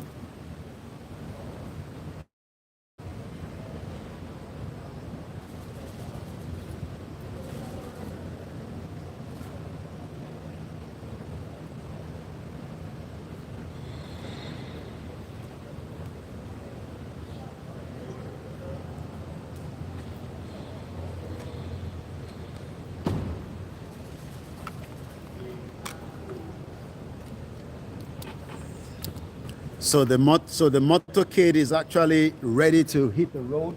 As you can see there, the motorcade is preparing, to get the Prime Minister, to the Parliament, and that is exactly, the view in front of you as we speak right now. So as we continue to monitor, the report from here, let's quickly touch on some of the other news as well. Once again, this is still Star Radio UK as we go into some of the other headline. The other headline is still about new chief of staff. Remember, the new chief of staff are saying that the 100 more military generals might be retired. New service chiefs, 100 military service chiefs may be retired. Emefiele will flee if granted bail, according to the DSS. Also, Asari Dokubo, a warlord, is now also threatening the Igbos. He was able to bring out AK-47, yesterday. And the question is, how did we get to this situation where an average Nigerian have access, to bring weapon out, in a broad daylight? That is the question, as so many Nigerians are concerned that it seems that, Nigeria is still becoming a lawless society. So let's come back again to the as we continue, to monitor, the convoy of the Prime Minister. Is a different scenario in Nigeria. We have as many of over 50 to 60 motorcade traveling, with the president. Also, the Benue State, the former Benue State governor, is also being grilled by the EFCC is the headline. And I'm going to take two more from the headline, and then we're going to go straight into the social media. The Kano State governor reinstate anti-corruption boss and that was sacked by Ganduje. A very sad news as well. Terrorists burn 11 Plateau villages to death. With the new chief of staff, the security, we'll be talking about them later on this evening on the Niger Voices. They have a lot of to do, especially, as terrorism and the crime continue in Nigeria. So let's touch, the last part, and then we go straight to the social media. Once again, it is still the finest African and Caribbean radio station in London. The social media. The social media is where Nigerians have a lot of their discussion. It is the only place that you can literally, vent your anger, whether for or against the government. As we speak right now, one of the comedians known as Akpor Akakpororo actually was joking, with the current, court case of Peter Obi. he was saying that it seems that Peter Obi will not be getting what he wants, even in 8 years, by the time Bola Tinubu is going to be finishing his tenure. He has actually come out and apologized, when these comedians are doing their skit or they are doing their, their outing, it seems that sometimes they might overdrive it, but maybe it's part of the freedom of speech. Also, Bola Ahmed Tinubu is trending at about 21,000 this morning. Akim Dosumu, we didn't mention that there is now a new EFCC chairman in town known as Akim Dosumu. Remember that Bawa was removed by the President Bola Ahmed Tinubu, last week, but we now have, it seems that might be a wrong news. Information is saying that Akim Dosumu might be, it might be a fake news. That is coming back again, but yesterday the news was filtering through, but we've taken that back as well until we get better clarification from the current situation in Nigeria. Okay, reporting from the street, and as you can see there, the two vehicles are ready. To my left side, right, you can get that the other vehicles and the motorcade are ready as well. Let me come back again to you in the studio, Mr. Archie.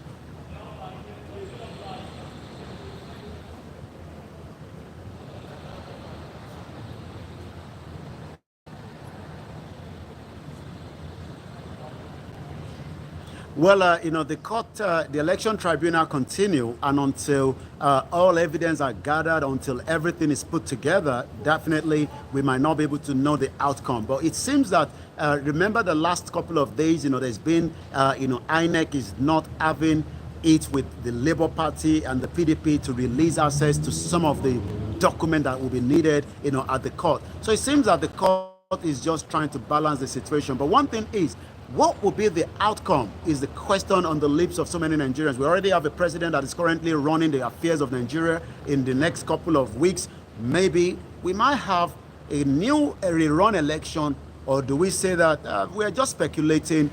Bola Tinubu will end up coming to still be the president. But if the court comes back and say, whatever happened on the 25th of February 2023, the election was not right, then what will be the outcome? Then as many Nigerians are still battling it on the social media. But for now, the election tribunal continue, and we'll be giving a more insight of that later on as well, when we are giving the roundup of the news later on in the evening before the end of Niger Voices later on at 1800 hours.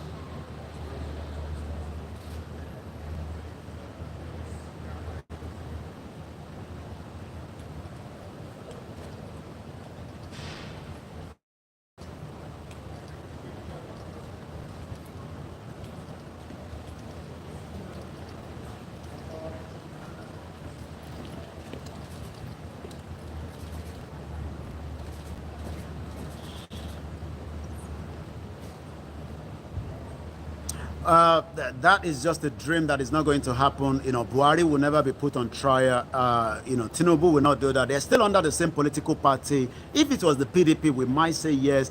But what Bola Tinubu, the president, might do is go after as many of those that work during the tenure of the president for 8 years, especially those that they believe have embezzled, those that have been founded into a kind of corruption. And there are so many of them. But bringing Buhari, even Buhari said, remember we told you last week, that no one should call him to come and testify. If not, they might be finding problems. But like I said, images of Buhari was found in London last week, Friday. Whether he has returned back, whether he's still in the country, time will tell, because we might find out again this Friday whether he will be returning to the same mosque in Baker Street.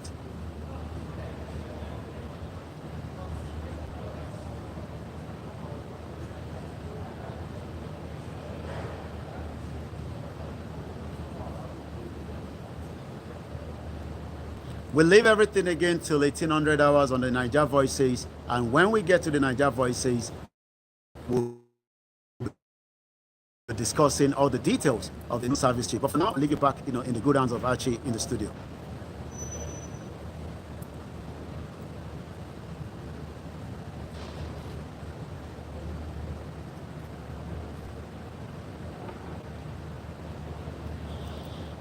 Okay, so that was so we are waiting now for the Prime Minister to make his way out. Good morning. So while we're waiting for the Prime Minister now, let's get everything ready because we have to move a little bit closer. Let me move a little bit closer to the Prime Minister. Will be coming out very, very soon. So I'd have captured at that to what daddy. So I should say apology for those of you that are watching us from here.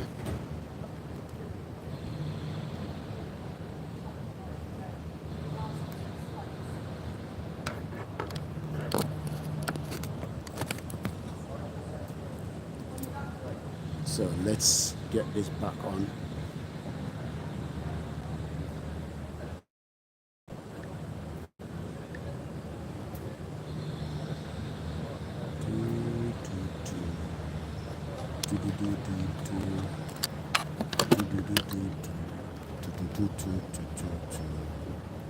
All right, so Prime Minister ní pẹ́ jáde.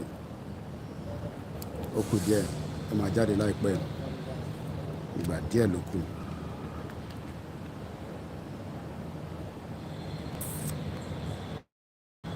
Máa jáde láìpẹ́.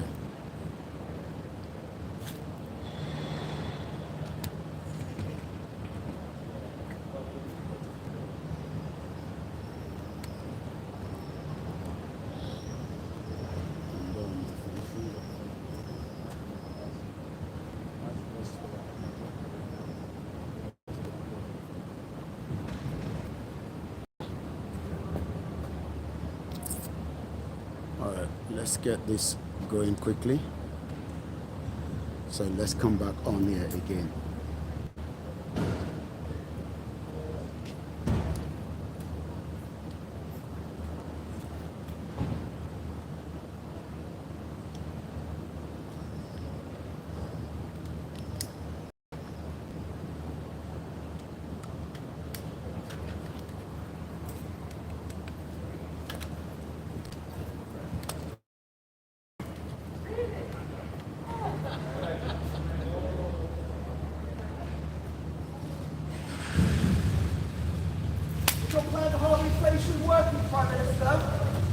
That's the Prime Minister going there. As you can see there, that's Rishi Sunak making way now to. So that is Rishi Sunak. As you can tell there, and that is the Prime Minister making his way in that vehicle there, heading out now. So block everywhere while the Prime Minister makes his way out. So the Prime Minister just left, as you can see, in his motorcade. There's a lot he will have to deal with today. Today is a very busy day for the Prime Minister. So we're going to be moving out from here now as the Prime Minister has just left. Thank you so much. It's not easy to be the Prime Minister of a country like UK, but this is what it is. The Prime Minister has a role to play, but we are now going to be coming out of this live transmission in the next few minutes. As we say, so many of the staff are also making their way out. Mo dúpẹ́ lọ́wọ́ gbogbo ẹ̀yin tí a jọ ṣe program ti tàárọ̀ yìí. And as we say always, we have a role to play. Prime Minister Kukude anybody long. Go to Bati a lot. And that's the thing we can see. So we're gonna be moving out swiftly. Thank you so much, every one of you. So we're going to just continue, but I will be ending when I get outside. So let me just get myself together so that we can move now.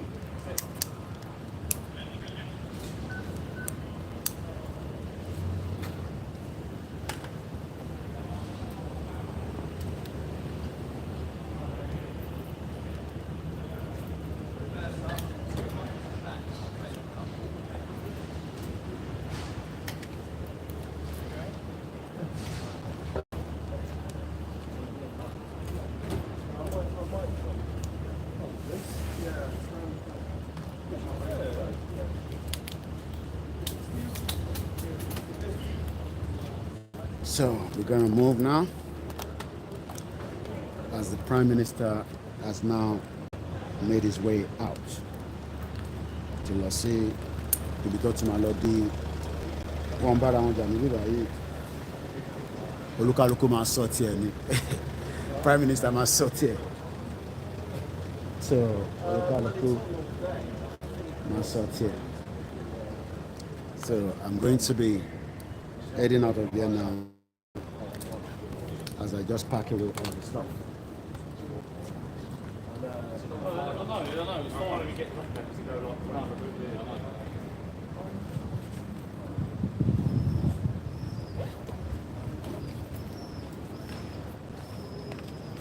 Gonna head up now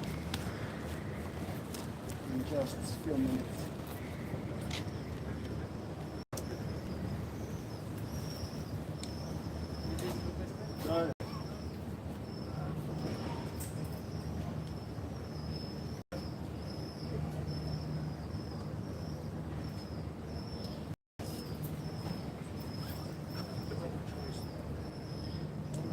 Capture one nice before I go.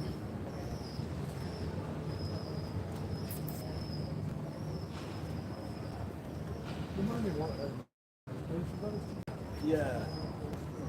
Yeah.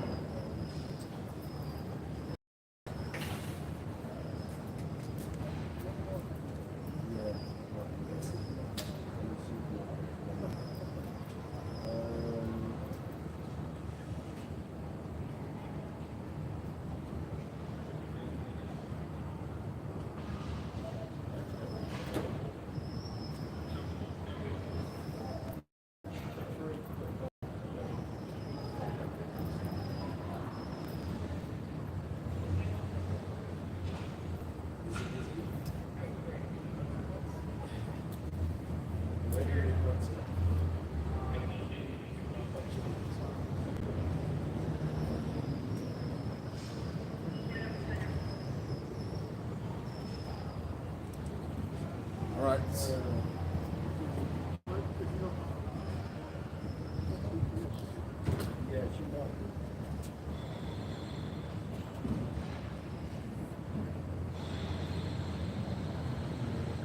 So we're gonna move now. I gotta move now. So I got to move swiftly now so that we can start heading out. Actually, the evening program, so we won't be doing much from here now. So I gotta go in a minute. So,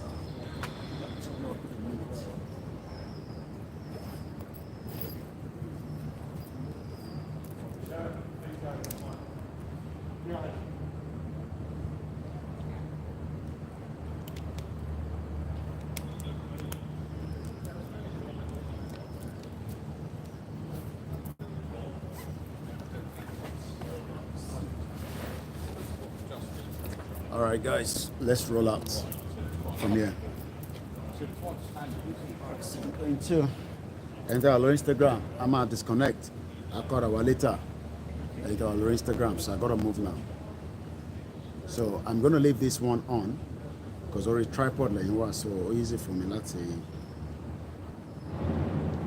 because we still prepare for program to roll. So there's always a very limited time.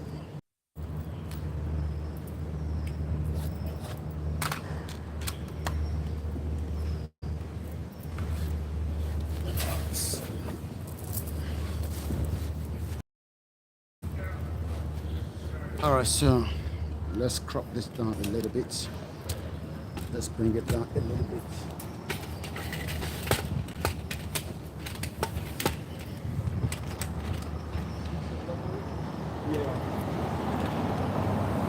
All right, let's go now.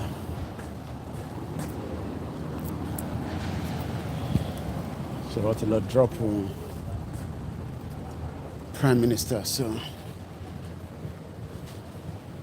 time to head up now and go and prepare for Niger Voices on the Star Radio UK network. So as usual, this is how it rolls every Wednesday, where we report from the Downing Street to studio, and then we go and prepare for the... Thank you, officer. Cheers, buddy. Take care. Have a great day. You too. Bye for now. Take care. So that is about it, as we say all the time. Hello. So that is a tourist attraction as well. There's always a lot of tourists. So this is the view from outside, as you can see. Hello, officer. So, and then as you can see, it's always busy. Too much traffic. So let me show you. I don't know. It looks like something is happening today. Then below our officers. It looks like something is happening. So that just to get the hang of it. So this is the from outside, as you can see there. If you got to get in here. Then below our officers.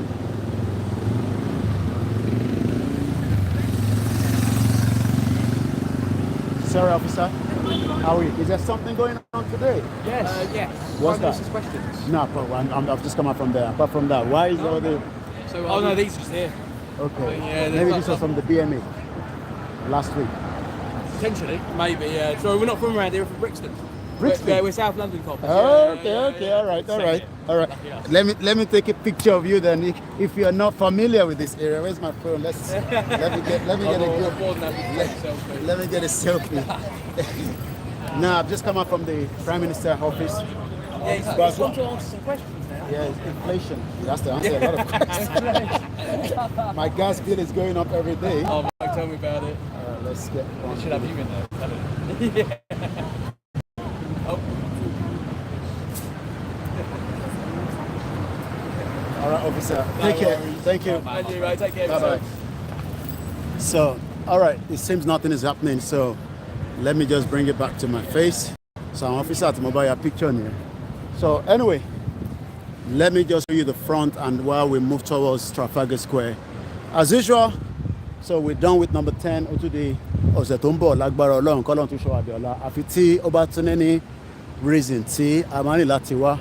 So that is what it looks like from outside. Beautiful. So wá rí gbogbo àwọn eléyìí, àwọn tó sacrifice 1887 ni, let me show you this. Field Marshal Viscount Montgomery, KG, CG, GCB, DSO, 1887 to 1976. Lo ṣàlàyé.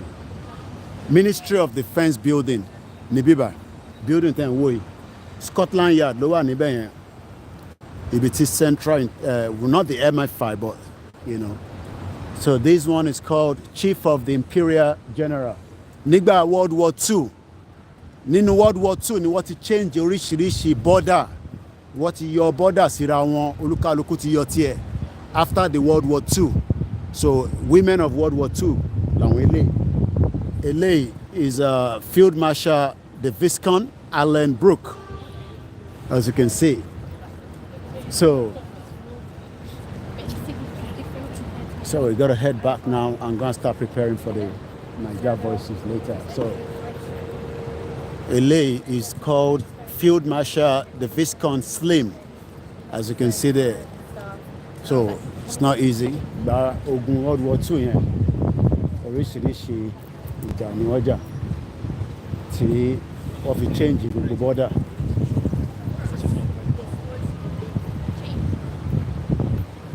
Kí ló fa traffic tó tó ìbá ìkẹ́?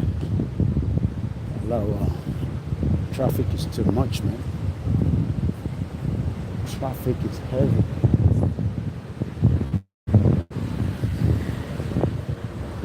Office ilé àwọn Wales lélẹ̀, Office of the Secretary of the State for Wales. Ṣòrí pé èdè wọn ló fi kọ language yẹn síbẹ̀ yẹn.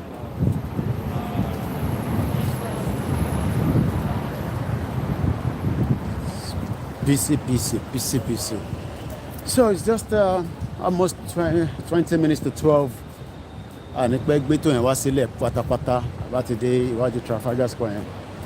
I'm gonna end the broadcasting so that màá lè lọ sí underground àbí. So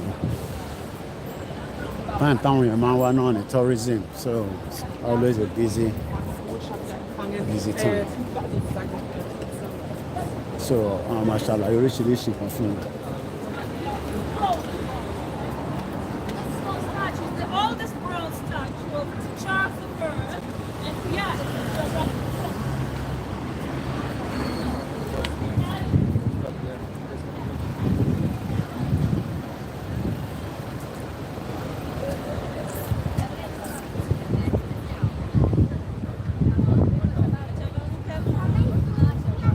So Ministry of Defence ní building yìí. I rántí pé the last time tí former Chief of Defence Staff tó wá sí London, kúkú ní sọ fún anybody, ọmọ máa yọ wá ní Nàìjíríà nìkan ló máa rán representative wá sí ìlú kan tó ní fẹ́ káwọn ọmọ ìlú ẹ̀ mọ̀ nígbà tẹ́ pé iṣẹ́ ibi ló ń ṣe tó bá ṣe iṣẹ́ ibi ni ṣe é kó rí bẹ́ẹ̀. Because they are not honest, and they've never been honest anyway. So they keep hiding information. Hide information. More reason to hide information. Because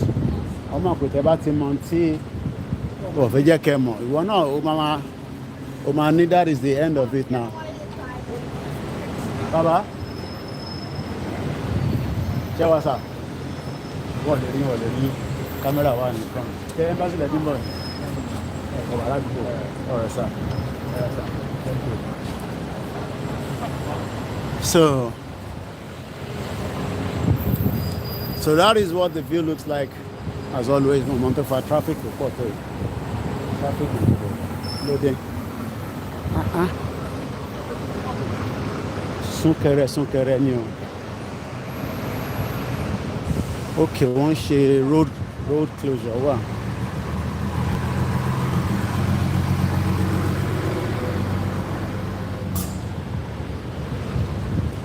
Gbogbo building ni tó famous lọ gbé Ukraine flag lé lórí.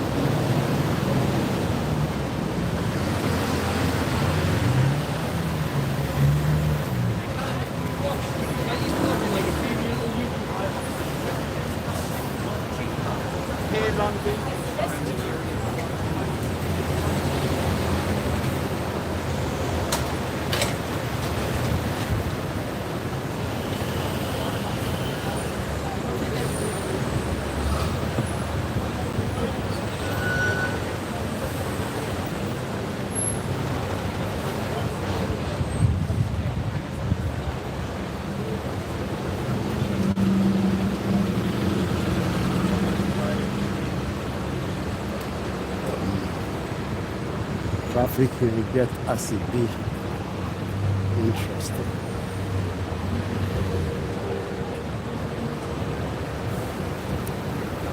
traffic it gets as it be. You're underneath it versus.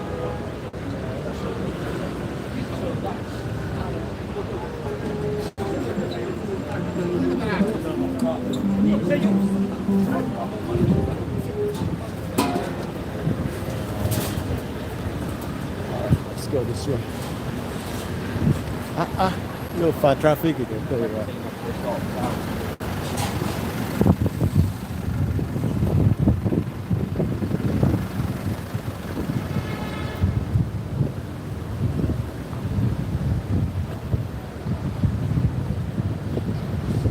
ọ̀nà Nigerian Embassy ló lọ báyìí.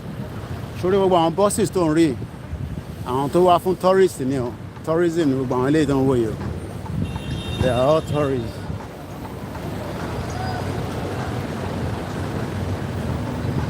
How are you? Gbogbo àwọn buses tẹ̀ ń rí gbogbo àwọn eléyìí tó ń rí lórí fún àwọn ọmọ ṣinkó ló wà nú ẹ̀. Gbogbo àwọn tó ń wò ní buses nísìnyí. So ẹ̀yin tèmi mo máa end the broadcast yìí mo ní láti lọ láàrin wọn. Can I go through? Thank you. Yes. So that is how far we can go this morning. Bẹ́ẹ̀ni, so mo kí gbogbo alẹ́ nǹkan ṣe. We gotta go now. A máa padà wá bí a ti bá wà lórí public transport. Boom. Bye for now. First record.